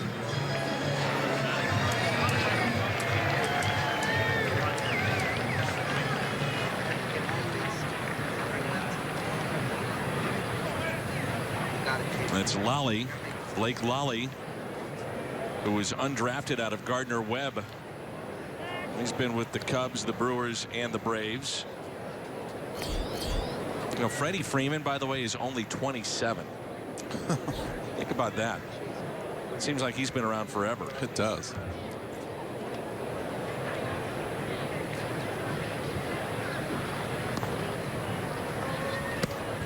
And there's a strike to Kemp.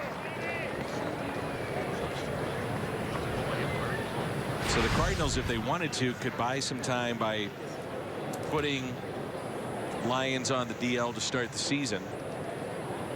And at that point, make a decision. Make sure he's fully healthy. Brett Cecil working out of the bullpen from the left side. Also Kevin Segrist. That was not a strike. I agree with you.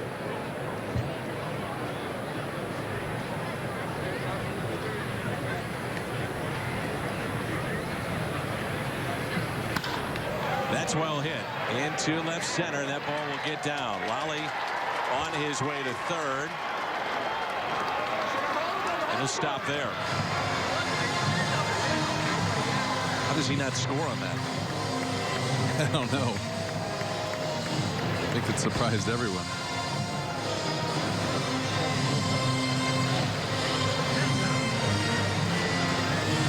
Ron Washington playing a little safe in spring training game. Well, Lally wasn't running all that hard towards third and then picked it up again.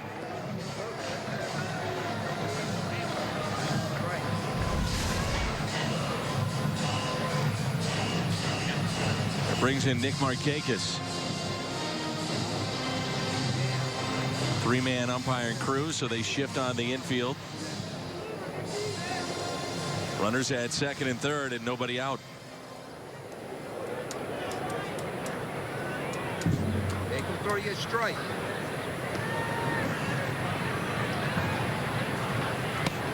There's a good breaking ball. Good eye, good eye. It's always possessed that. A very good curveball.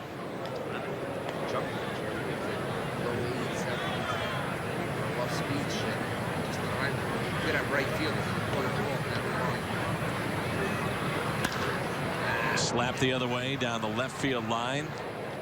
Now 2 strikes on Markakis.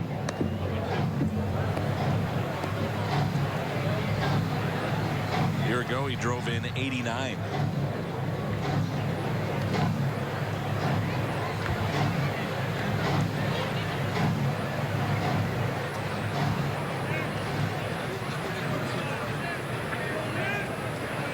Nothing into the count.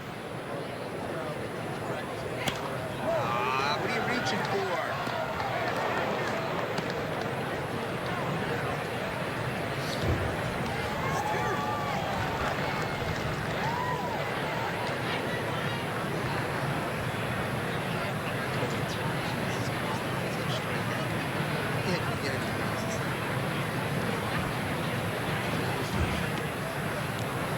It's another 0-2 pitch by Lyons. Ground ball that's hit to short. Run does score. And the Braves are on the board. It's now 4-1. Tough at bat for Nick Markakis right there coming in and facing Lyons, but he does a good job just putting the ball in play, getting a run. Not your ideal at bat, but a little bit of a positive out of it. But it brings in Tyler Flowers. Flowers 0 for 2 today. 4-1 our score. Home half of the 6th. Popped up right side and out of play.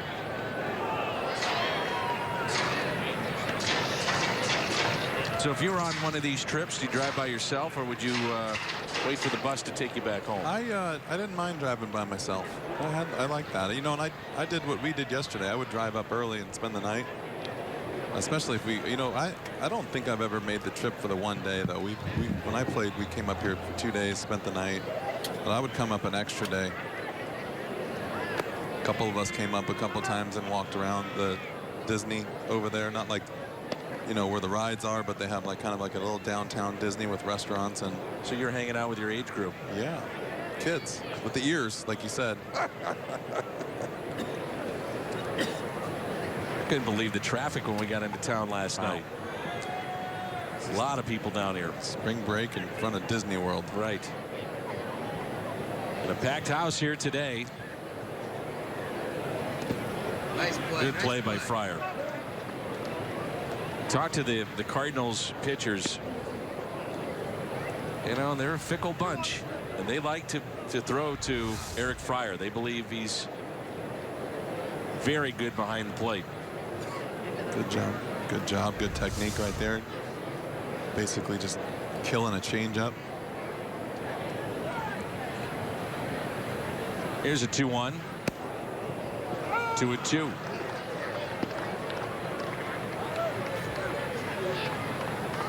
Make your pitchers really love you when you block balls like that with the guy on third. You bet.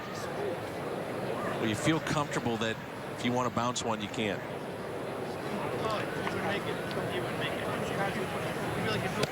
And a swing and a miss. One out away from minimizing the damage here in the 6th inning. Brings in Jace Peterson. The good curveball you talked about. Downward angle. I just think the upside for him is huge. One of the Braves getting in some sprints on the warning track. Now this complex, you don't necessarily need to do that on this field. No, from our angle, we'll look over right field. I don't think I've ever noticed there's a humongous football field over there. I think I'd take my talents over to the football field. Little sprints. Too bad Pete Prenzi doesn't make the trip, or he could throw you some footballs out there. Right. Chase down a couple of long passes. Pete has been the longtime strength and conditioning coach of the Cardinals and a former quarterback at Florida State.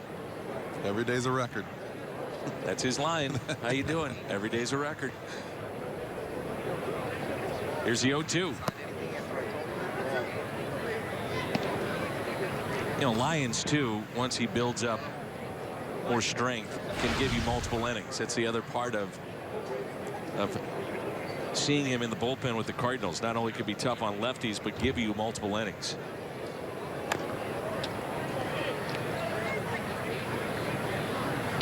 Got a little funky delivery. That good breaking ball really will give him a lot of success against the right-handers too. 1 ball, 2 strikes, 2 outs, and a runner at third. Cardinals picked up 2 in the 2nd, 1 in the 3rd, another 1 in the 4th. Look at that play by Fryer.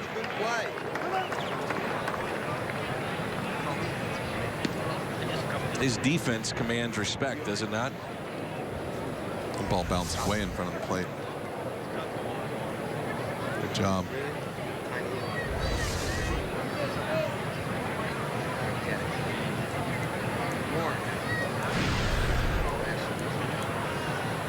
Peterson, very good athlete.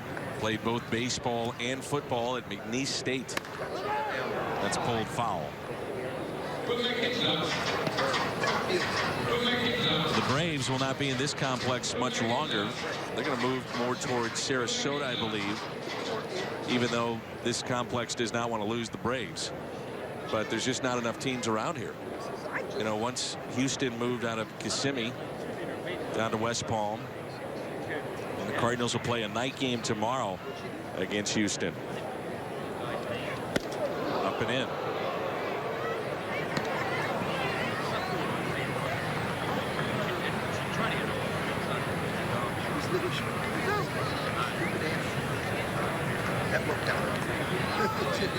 So 3-2 the count on Jace Peterson with a runner at third and 2 down. Tapped foul. It's Eddie Perez, longtime Brave first base coach. Ron Washington, as Jim mentioned, third base coach. 8 pitches this at bat with Peterson. Right.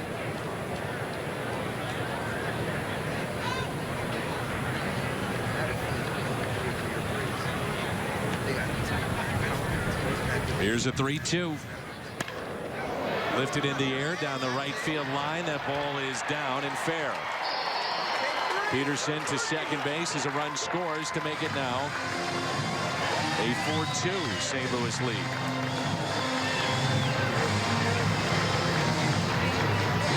Good at that by Peterson. Fought off a lot of good pitches. stayed with that breaking ball. And it brings in Ruiz. He represents the tying run.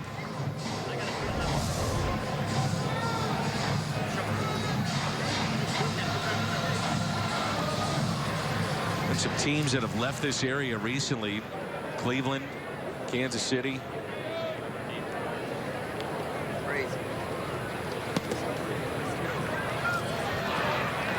That ball gets away, and so runner advances to third.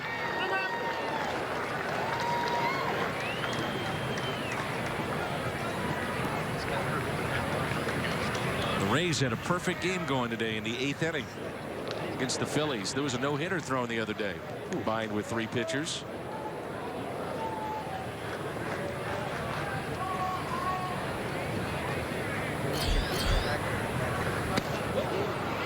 See, what do you do then if you have that? You celebrate a no-hitter in spring training? Does it count if it's in spring training?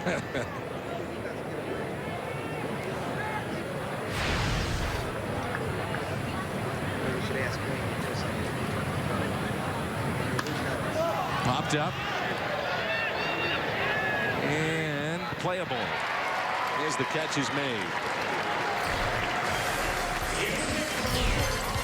Braves get on the board. It's now 4-2.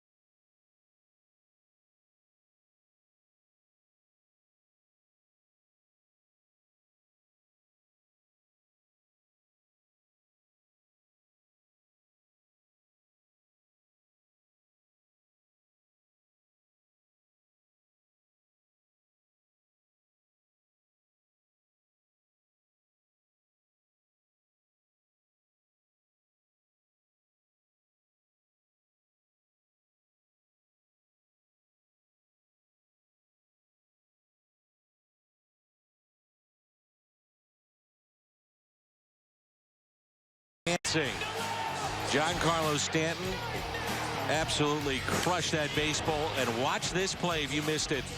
Adam Jones. Wow, what a catch. As he robbed Manny Machado, his teammate with Baltimore. There was Andrew McCutchen putting the game out of reach. And Team USA advancing.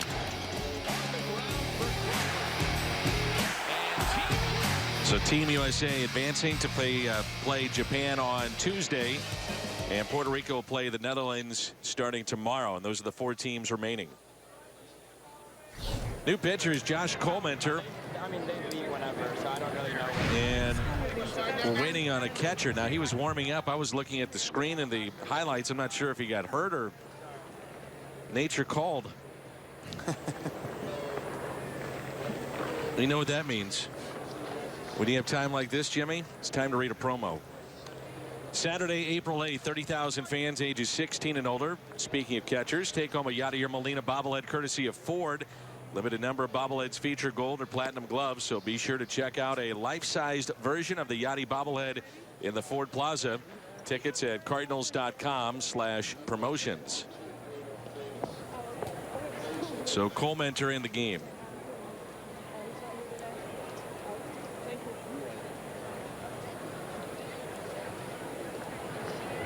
And the first man he'll face is Eric Fryer. Greg Garcia at the on-deck circle.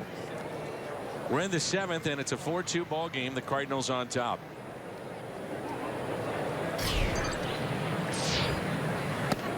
Seen some of the reactions of great plays in the World Baseball Classic or a home run hit. If it's done in Major League play, some of those guys are getting hit next time they come to the plate. A lot of excitement going on. Talking about it a little bit last night as Fryer grounds to third. Ball stays low, and it's the 3rd error charged to the Braves in this game. Routine play and an error.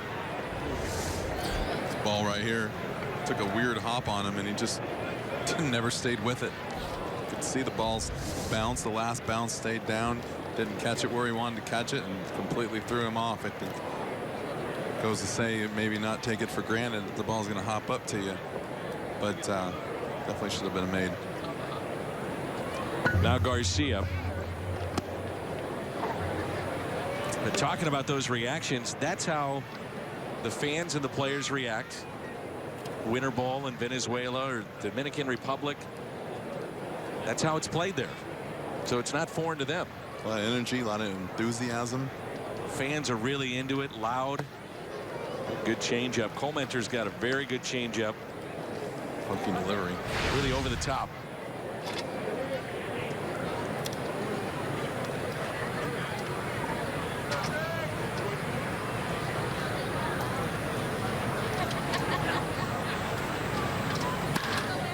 Up the middle, base hit, Garcia.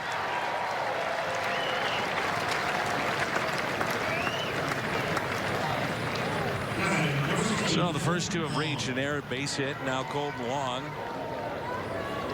Ray Garcia, maybe just tuning in for the first time here in spring training. Out of options. He'll be on the bench for the Cardinals.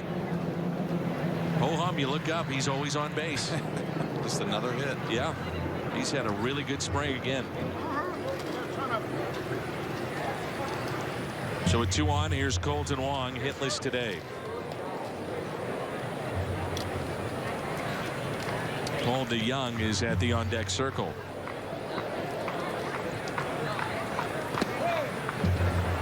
Ball 1 to Wong. We're watching on the field DeYoung take batting practice, who's at the on-deck circle. He caught your attention, did he not? Good swing. Good pop.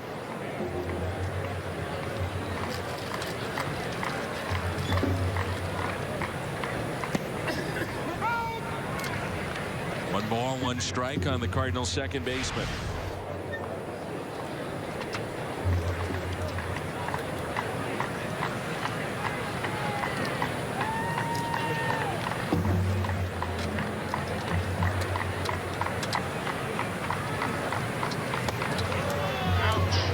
I'd say that Colemente has about 3 different changeups. He's definitely funky. Slow, slower, and then the slowest one. Tough to pick up that release point. Kind of jerky at the last second. Gets the ball back up by his ear.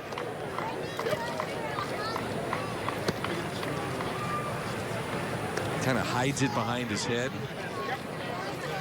Talk about it all the time. This deception and trying to hide the baseball. Seung-Hwan Oh to me is the one that does it so well. Short arms it a little bit. Makes that 92 look like 96. Yep. A lot of late swings.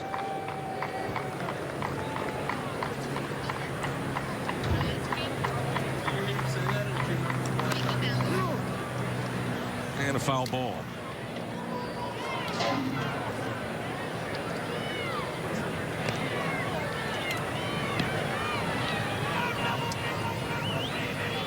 Colemente went to Central Michigan University. Big guy, 6'3", 245 pounds.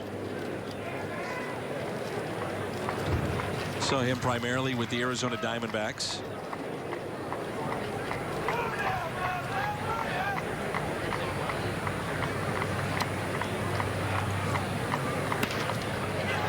On a hop to first, out there, back to the bag, and safe.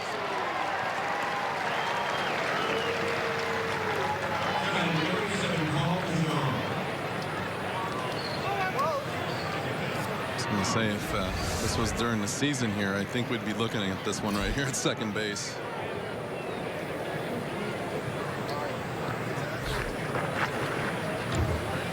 Also by Colton. Yeah, Mike Matheny would be taking a hard look at that. Which this year you have 30 seconds to make that decision as to whether or not you want to challenge. Question is, when does the 30 seconds start? It's always something. I asked Mike that the other day, and he said, I have no idea. It's a gray area. He said, we'll just, you know, hopefully use common sense with this, and they'll give us a little time to look at it. But we're going to put a 30-second clock with Chad Blair and the guys in the video room, and get close to 30 seconds. You know, they'll give us the thumbs up, thumbs down as to whether or not they want to challenge. A ball and a strike on Paul DeYoung, who's played all over the infield for the Cardinals. He is from Illinois State. And a high fly ball lifted out to left. Fryer is your runner at third. Catch is made. Fryer tagging up and scores. DeYoung picks up the RBI. Wong also tagging from first to second. And it makes it a 5-2 St. Louis lead.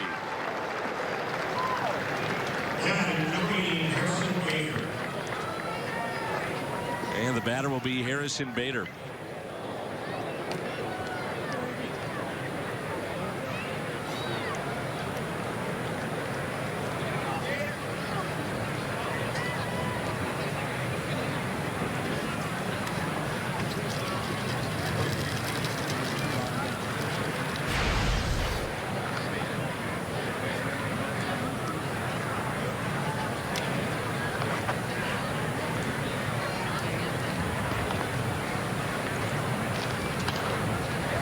You had a chance to see much of Bader? Not really. I was actually watching him swing today in batting practice, and he's another one of those guys. I mean, talk about catching your eye in batting practice. He's launching some balls back there onto the grass and down that little road down there, and guys were hitting the ball all over the ballpark today in batting practice. It was pretty impressive. He is put together, strong, hits for power.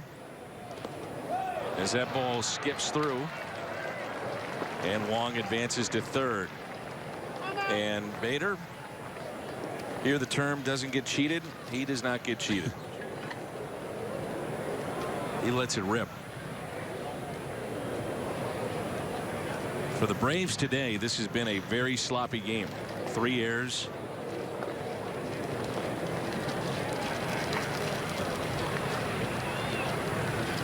There's a fine line with their team. I mean, they've got some talent here, but they cannot be a mistake-prone team. Not to say that any other team can't be and win, but especially with the Braves.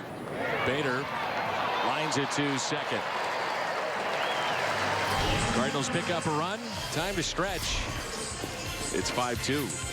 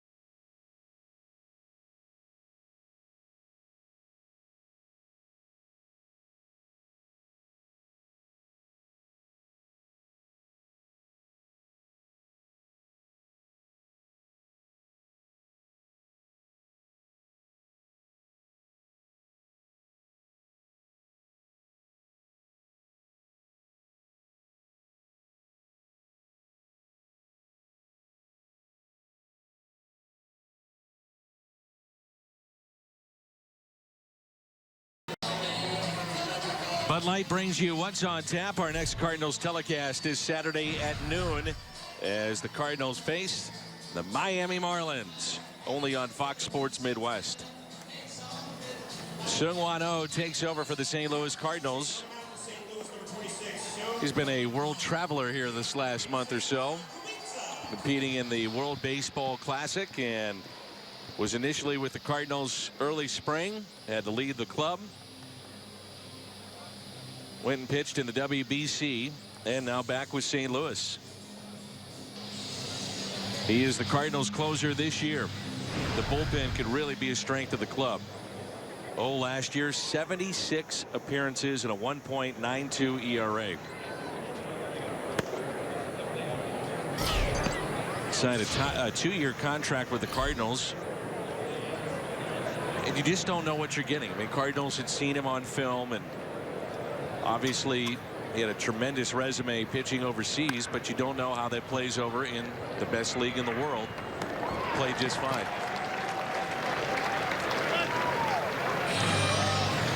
So many Cardinals competing in the WBC. Here's what they've done. Oh, was terrific. Yadier Molina was the MVP of round 2. A couple of home runs. Carlos Martinez, 8 innings, 1 earned run. I saw him hit 101 in one of his starts. We'll see Martinez back in camp this week.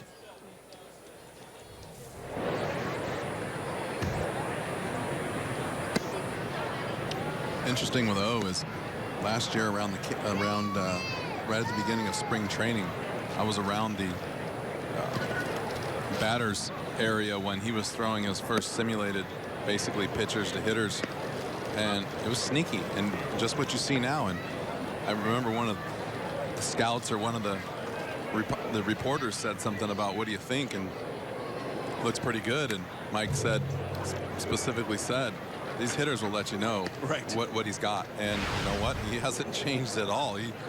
He was throwing the ball by guys and early in the season in batting practice, and then they into the game, and then he took it right into the season. So he's been pretty legit. Here's a 2-1 pitch. And a fly ball into shallow left center. Watch out, and the catch is made. It's Todd Cunningham in left field. Well, I said it yesterday, it's not Cardinal baseball without the cat Jim Hayes. He'll be with us all season long, and it's not baseball anymore without Eugene Koo, the interpreter for Seung-Hwan Oh. So here's the top prospect, if you will, along with Swanson, Ozzie Albies.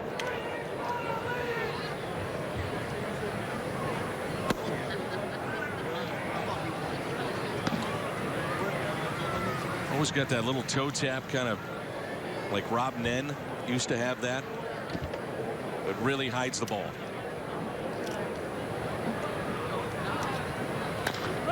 Ground ball hit to the right side. Oh, to the bag and beats him there. Albies can fly.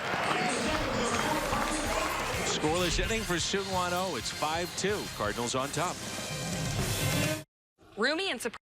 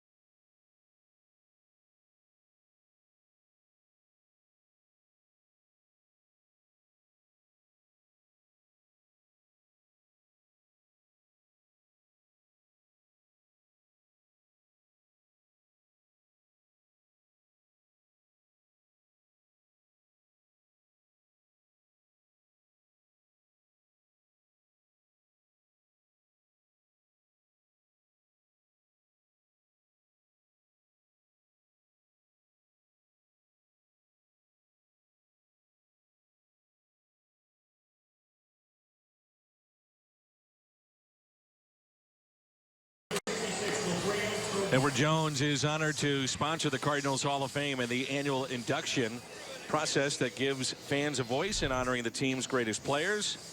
Be a part of the fan voting process today. Submit your vote at Cardinals.com/HOF. Jim Edmonds, Cardinals Hall of Famer, also doing the twist. Doing the twist. I thought you said your knees couldn't take it. You can't take 18 innings. They can take a 10-second twist. Here's Wilfredo Tovar. Cole Mentor, second inning of work now for the Atlanta Braves. Cardinals leading by the score of 5-2. Cole Mentor told me one time when he was in Arizona that he learned pitching grips by watching games on TV, but also reading Sports Illustrated. They used to show it in Sports Illustrated. Exactly. So that's how he learned as a kid. He started messing with it and seeing the grips on, certain pitchers that were showing how they handled the baseball. I used to ask my dad because he was a pitcher, and I would say, how do you throw a breaking ball? He said, don't worry about it until you're 14. Exactly. Tovar with a fly ball into right for the first out. It is amazing, though, you look at a game, and if the starters are in the dugout, which primarily by the first inning they'll get there, at some point they're going to be in that dugout, all of them holding a baseball. Grips. All talking to each other usually about things. I think you can learn so much, and the whole thing with Lance Lynn, by watching other guys and just by talking to other players and kind of picking their brain and see what works for them. It's not always going to work for you, but you'll pull something out of that conversation. Here's Adolis Garcia. And he is the brother of Adonis Garcia, third baseman for the Braves. Cardinals signed him. He defected from Cuba.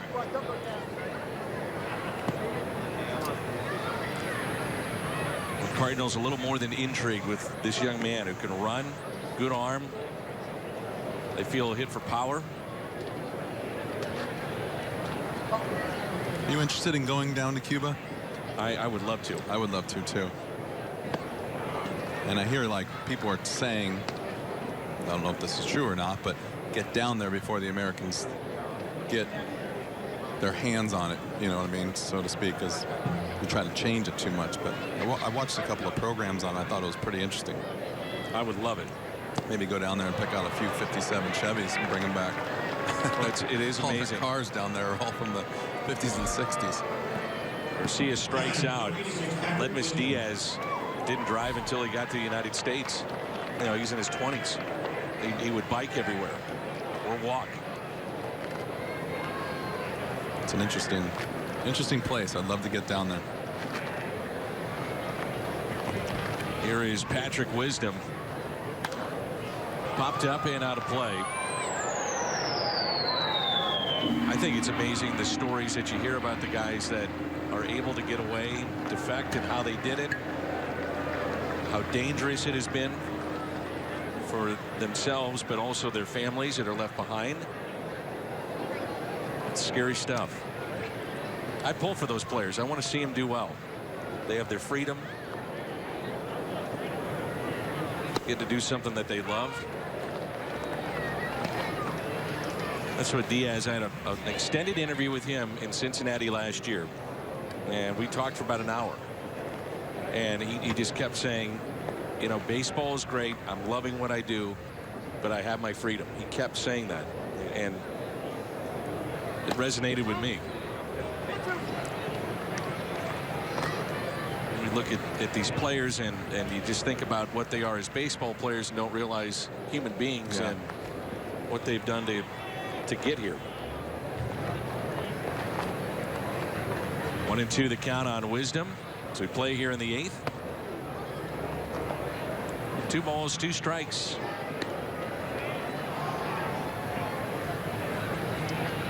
I came away thinking, man, I take this for granted. I take what we're doing for granted. And you We're complaining about extra innings. Right. And you hear about, the stories of these guys and what they go through. And there were certain aspects of the story he did not want to talk about. And it's yanked foul. And I said, is it because it's emotional for you? And he said, no. He said it's for safety reasons.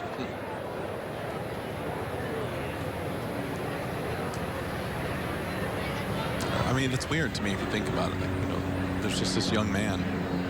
I mean, if he wasn't on the national team or something, would they even know he's gone? Right.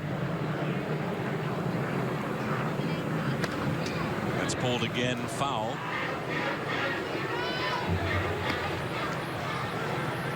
His dad and Diaz family, very well educated and very bright guy.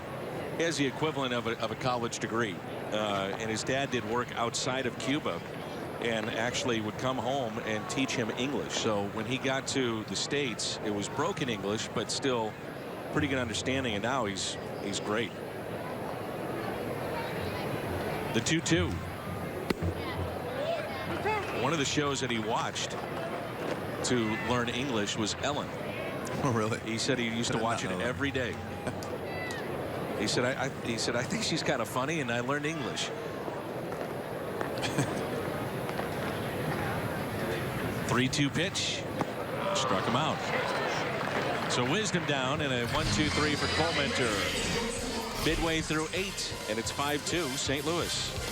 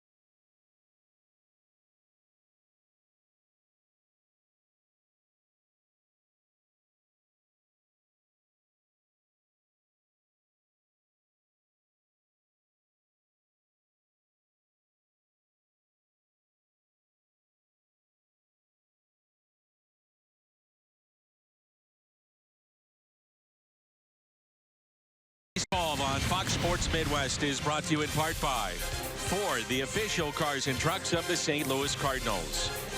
By Steak and Shake, 24 meals under $4. And by Bud Light, famous among friends. Get a look at Kevin Segrist. He'll pitch here in the bottom of the 8th. 5-2 Cardinals. And this is our Chevy Colt to the pen. Segrist, by design, not a lot of work in live action, throwing bullpen sessions. And the idea was, look, he's pitched so much last 3-4 years. Cut down on some of those appearances here in spring. This will be his 4th appearance.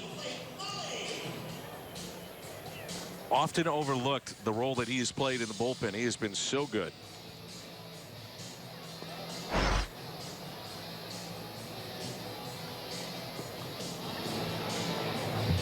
Blake Lally will be the hitter. Took over for Freddie Freeman.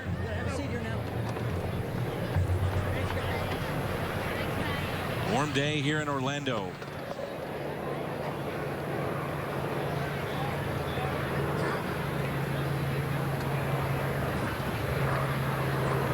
And the first pitch is swung on and missed.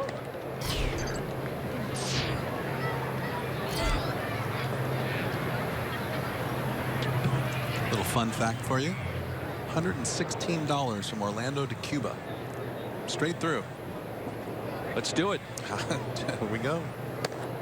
Cancel my flight and go south instead of north today. You know what picked me off the other day? Ricky and Keel said, I'm going to take you fishing. I said, great. He said, well, let's go to the Bahamas and fish. And I didn't think about it. And he said, yeah, it's no big deal. What is it? 60 miles, yeah. you know. Hour down. Yeah. Here's the 0-2 pitch. That's hit out of play. Pitch. I was talking to him about that, and he said there's a shelf out there that they go down and fish around, and you get the shallow waters of those fish, and then you get the deep waters in the same little area, and you just anchor and throw it over the shelf. Be fun. Got something to do for the next couple days? Disappointed that you're leaving. I'm disappointed that you're not flying home with me. Could have taken some of your money on the golf course. There's a swing and a miss. That breaking ball is getting better. I've been saying that last year or so, but it's really improved. Good look at it right here. You can see that ball just kind of stays in the zone. You know what he doesn't have? He doesn't have the big hump that he had, and can keep that from jumping out of your hand. It's harder to see in the hitters, and then you can see at the end of that pitch it just drops off the table. Lane Adams, the batter now for Atlanta. There's strike one.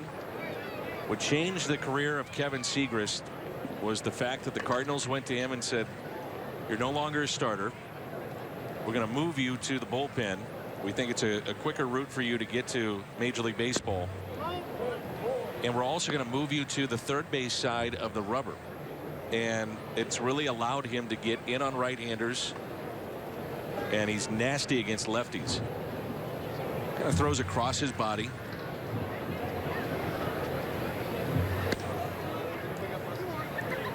Always found that very interesting for pitchers, and who benefits from what on what side of the rubber. Certain pitchers obviously benefit from being on one side than the other, but it's not for everyone. You can't just take another lefty and throw him over there and have the same benefits. And it's I always played around with that when I was a kid. I didn't know which side of the rubber I wanted to be on, but I always found it interesting when guys go from one side to the other. It makes a big difference.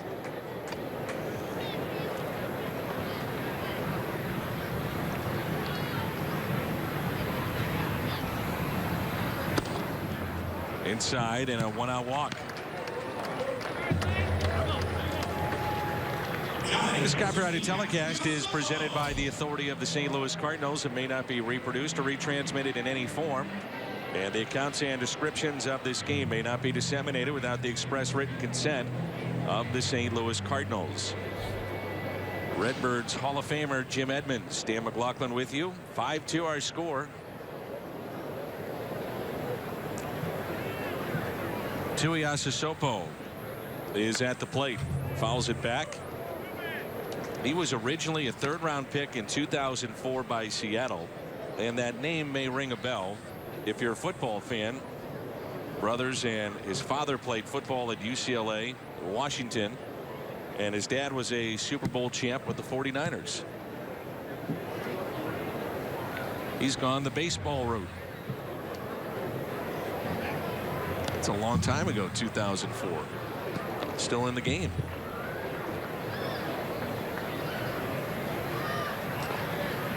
With PEDs out of the game, you're seeing this truly become, again, a young man's game. You know, guys that hit 32, 33, it's the tail end. Tough to crank it up every day. Yeah. Picked him off and can't make the throw. Wisdom, a natural third baseman. He's getting a little time over at first base. I would like to see that throw. He's got a cannon. So Adams gets a stolen base. Tell you what, that young man was running from first to second. He was flying. A little bit of tough play for him to throw him out.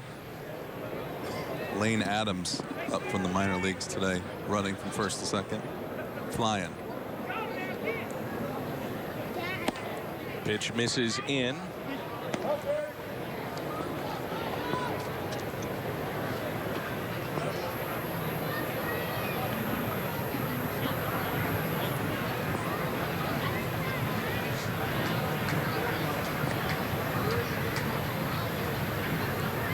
One ball, one strike. Way outside and high.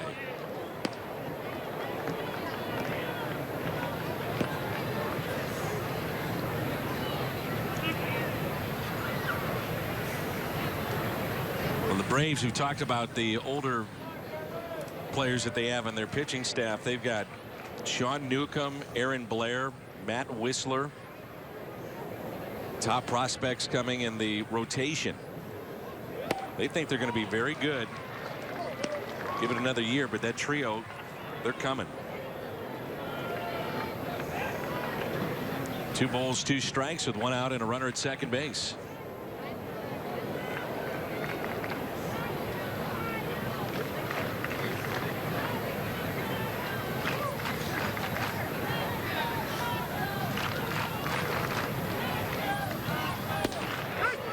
On the inside corner and struck him out.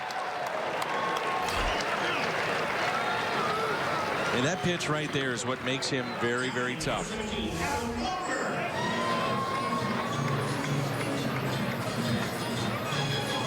Right-handed batter just can't pull the trigger. It's like a dart. See it's still going down too when it reaches the catcher. Brings in Adam Walker.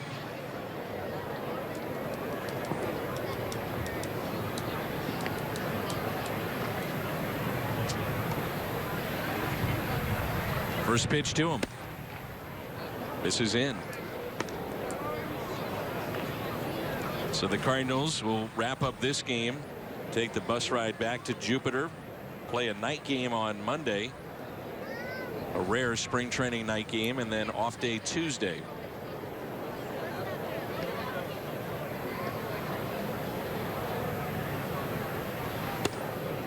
One ball, 1 strike.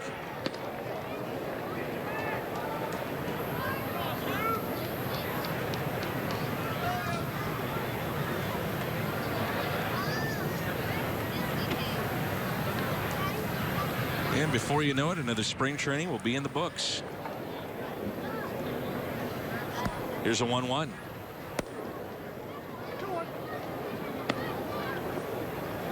What do you say? Should we do more games next year on TV? Spring training? You I up like for it. Oh, you know what? I'd like to see what the fans think. You know, I mean, I don't think they can get enough of it, to be honest with you. I mean, a lot of people wish they could get down here. Some of them can't, obviously, for work reasons. But I think it's neat. I think it's, especially on the weekend. And a chance to see the players that you're going to see in St. Louis in a year or two. Now, watching McNair Sierra in this spring camp has been fun. Paul DeYoung, Harrison Bader, Sandy Alcantara. Here's a 3-1 pitch. Our ratings would indicate that fans like it. Ratings have been through the roof. It's good. Good news. Means we're going to have to give you a raise.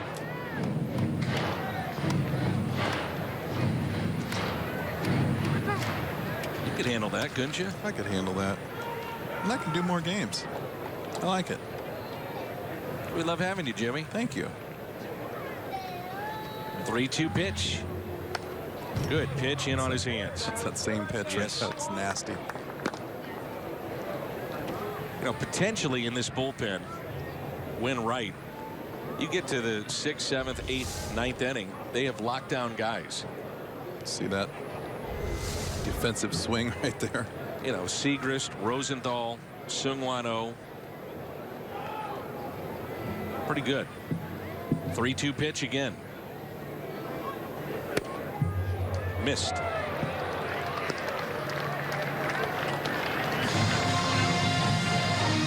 It's 21 pitches now for Kevin Segrist, and the tying run will come to the plate.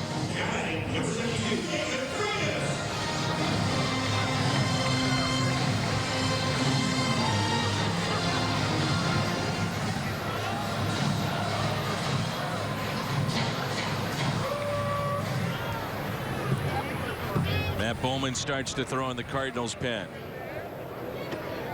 David Freitas, the batter for Atlanta. There's strike 1.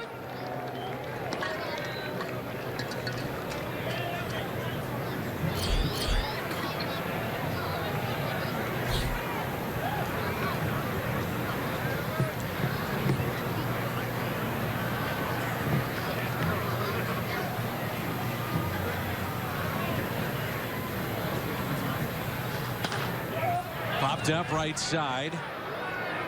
Wisdom over and out of play. No balls, 2 strikes. Wind shifted a little bit, pushed that ball out of bounds. I thought it was going to come back, and took a look at the flag and see why. Old Glory is whipping right now. Yeah. Definitely coming across from the left field to right field now, and smell a little bit more of the barbecue. I do too. All of a sudden. Getting hungry, huh? Yeah, I am. 0-2 pitch.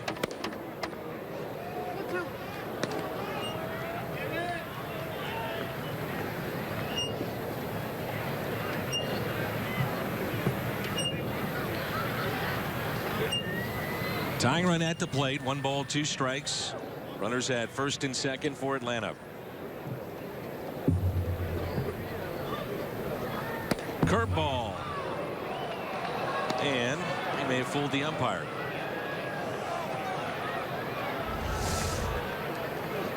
Take a look here. There's that jump. You see, that probably wasn't his best curveball, but you can see it jump out of his hand. That's what a lot of pitchers are trying to avoid. Early detection from the hitter. The 2-2. Broke his bat. Ground ball to third. And Seager stays scoreless inning.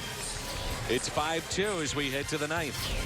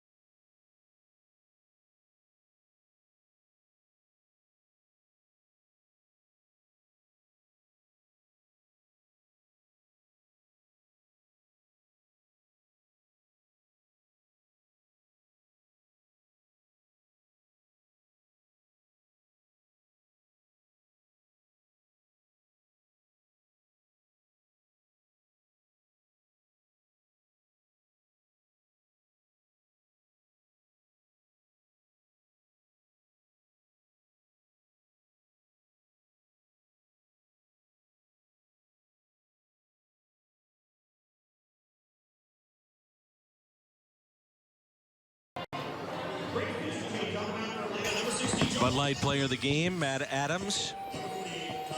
His 4th home run of the spring. This happened in the 4th. It made it 4-0 Cardinals. Deep right. This ball is gone. It's all jumped on that breaking ball. 2 for 3, single, home run, RBI, and a stolen base. He's our Bud Light player of the game. I love the audio in the highlight. Oh, I loved it too.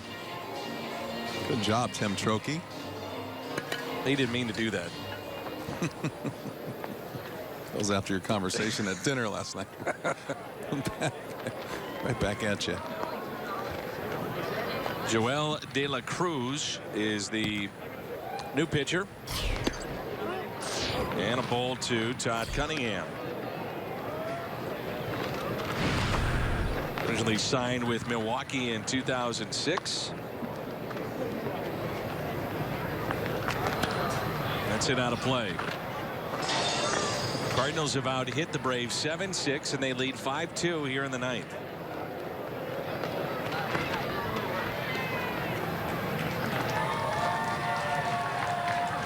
We say it all the time. We would encourage fans, if you get a chance to and have the opportunity, to come on down to spring training and relaxed atmosphere, players very accommodating in terms of autographs, pictures, those kinds of things? You know, I'm not one to watch practice, but I think that it's a really cool thing. I drove up the other day and I saw all the fans on the backfields, and I think that is a special treat because, for one, I don't, you know, obviously the stands are kind of prohibiting for how you can move around and see players, and the dugouts are in the way. But when you go to those backfields, it's just a flat park, and you can really get up and close to the players and really see what's going on behind the scenes.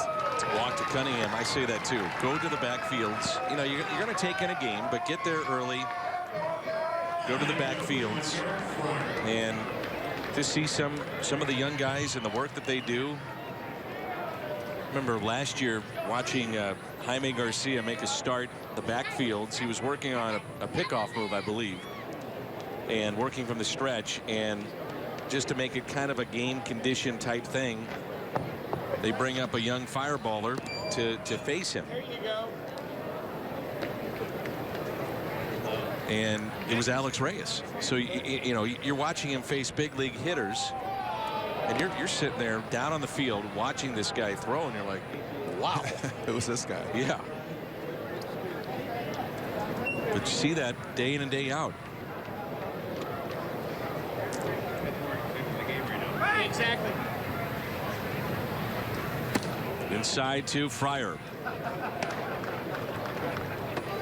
But you see that the speed of the game, and TV probably doesn't do it justice, but you know, you're down on the field watching that. It's incredible. We're seeing Jose Oquendo work with some of the middle infielders. And the instruction that goes on. Here's a 1-0. Fryer taps it out in front of the plate. That's the first out. Cunningham advancing to second. You know, you think about it too, as you go down to those backfields and guys are scattered everywhere, but everybody out there in a uniform during this camp has got a chance to be in the big leagues really soon. It's not just a bunch of guys. You go to the backfields and you're seeing minor leaguers. I mean, you're seeing the next generation of big league players.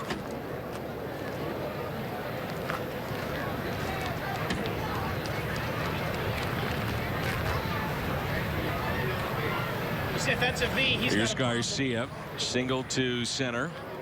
Did not start the game. And he looks at a high strike. That's a V. That's an interesting V. Yeah, just a touch.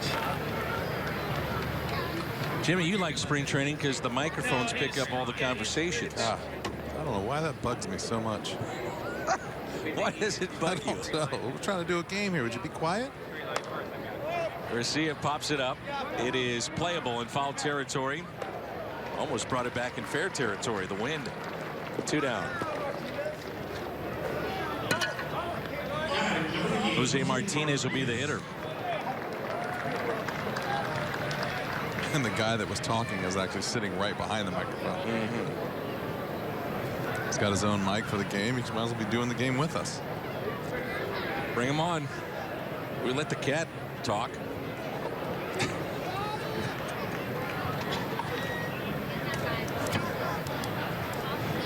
And make a statement like that will let me know if the cat is watching, because my phone will start blowing up. You really mean that, Dan? No, cat, I love you. Aww. You were tough on the cat as a player, though. I remember that. I think everyone's tough on the cat as a player. It's part of being the cat around the clubhouse so much, though, is you get treated like a player. Here's a 1-0 pitch.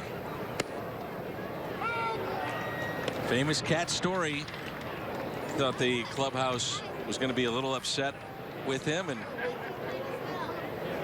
he opens up the doors to the clubhouse, and who's there? He first sees Jim Edmonds running by. Don't worry about it. I told him you're a good guy. I was lying, of course.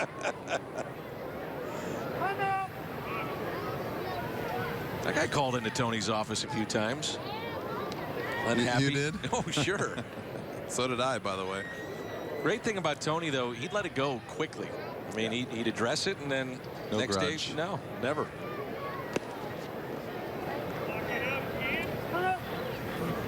Someone's writing you a note in the sky, Danny. It started with love. Isn't that nice?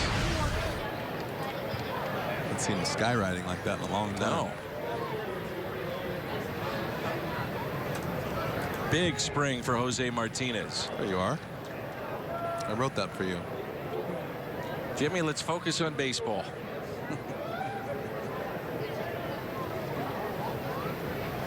2-1 pitch. Slapped foul and out of play.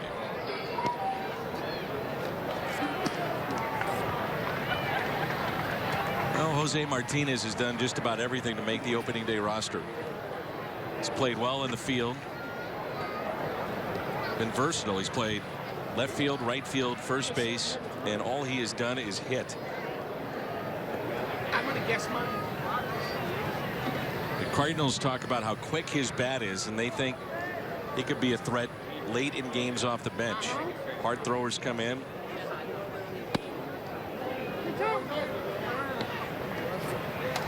You don't expect guys this big to have a quick, short swing, a pop.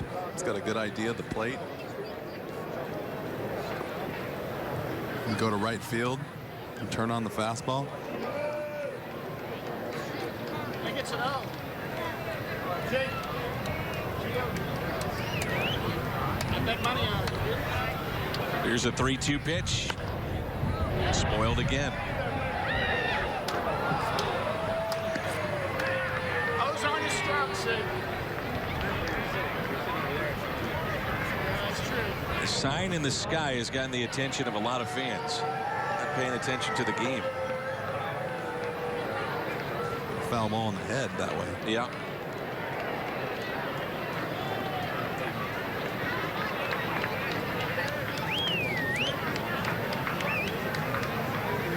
Three-two pitch to Martinez.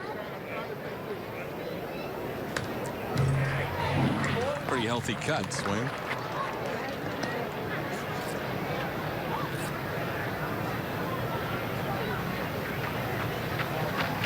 Funny angle for a D.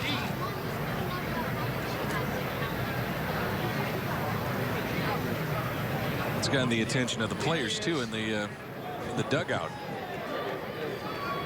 Waiting to see who you love. 3-2 pitch again. A little bit low. Nice at bat by Martinez. Great at that. Right there just goes to show you how quick and short his swing is, because, you know, a big guy like that usually is trying to get out in front of pitches, and he's just trying to stay inside the ball and do his job. It's a good walk and a good at bat. So 2 outs and 2 on. And here is Paul DeYoung. Second plate appearance for him today. Runners at first and second. 5-2 our score.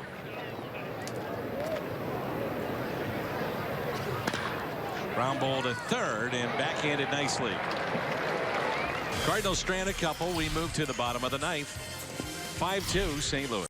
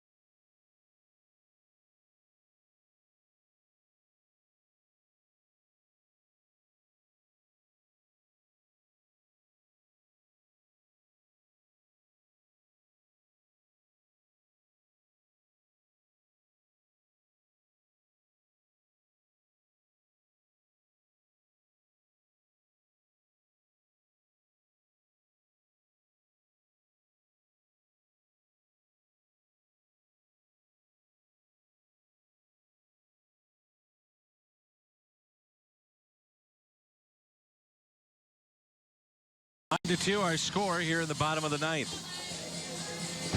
The bullpen competition for the Cardinals. Matt Bowman, tremendous spring. Miguel Sokolovich, John Gant, more than likely a starter at AAA, and Sam Tuivailala. Probably a couple spots up for grabs, but that's a look at the bullpen competition and how some of these players have fared.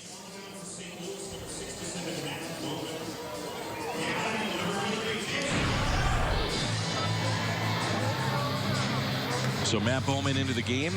59 appearances last year.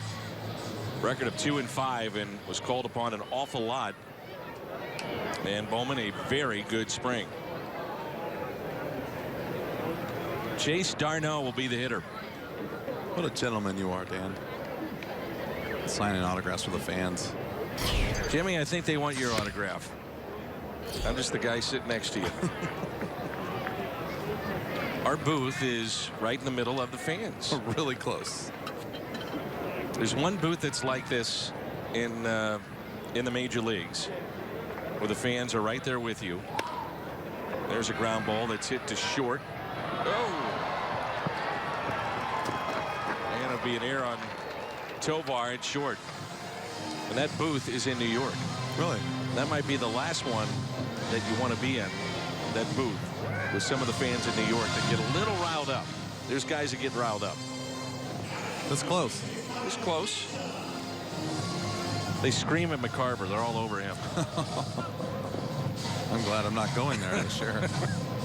He can have it. So the leadoff man is aboard. 5-2 our score.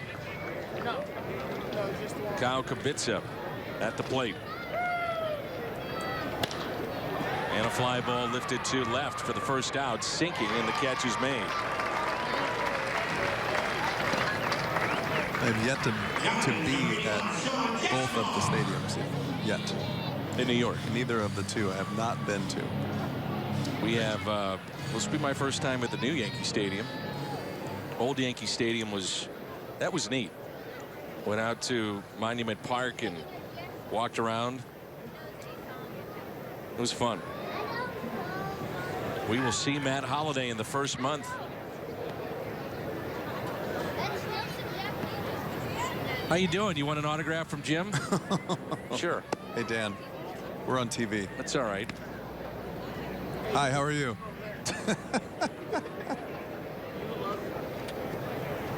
Here you go, Jimmy. Thank you, sir.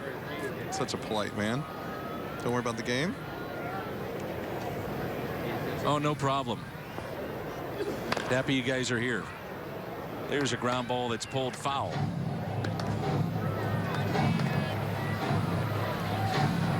There she goes.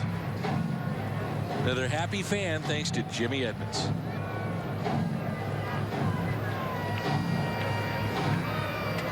Just one more thing you can provide in spring training that you can't provide during the regular season. That's exactly right. Full experience. 1 ball, 1 strike.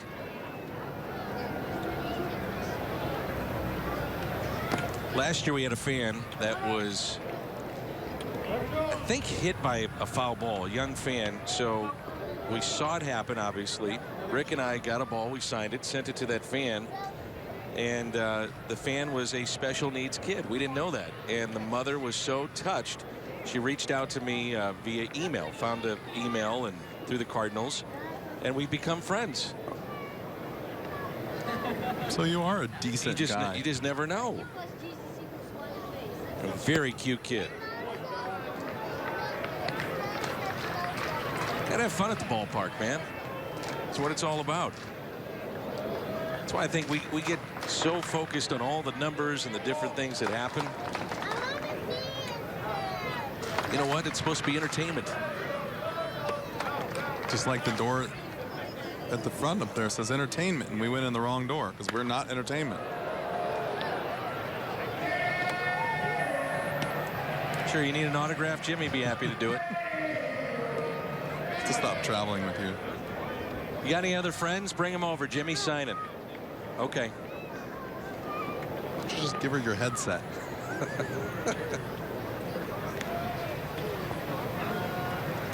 One out, runner at first. Count of 3 balls and 2 strikes. Looking for a double play ball. It's the fly ball into center. Catch is made. And there's 2 away.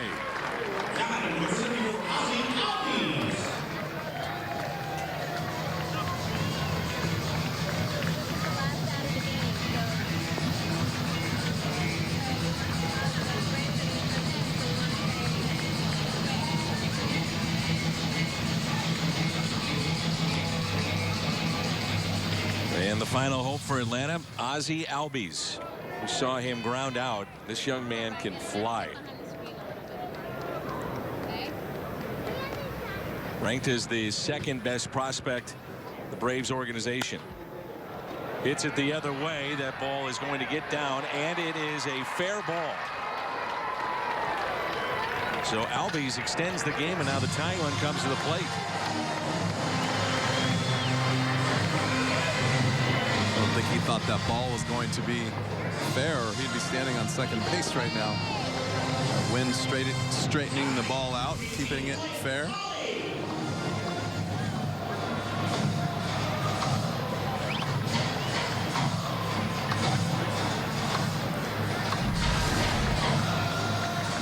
Runners at the corners, tying run now at the plate. Blake Lally. Bowman trying to keep the spring ERA at 0. We talked about where Segrist, excuse me, is on the mound on the third base side. It's really extended on this side, the first base side, with Matt Bowman. He's got that unique delivery, a lot of torque to it.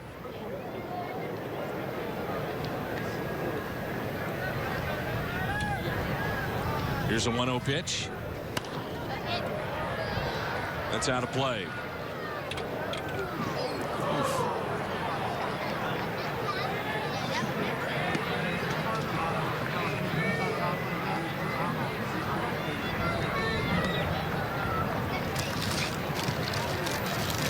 Well, Jim, I asked her if she did have any friends to bring over and you'd be happy to sign, and lo and behold, She brought more friends. here you go.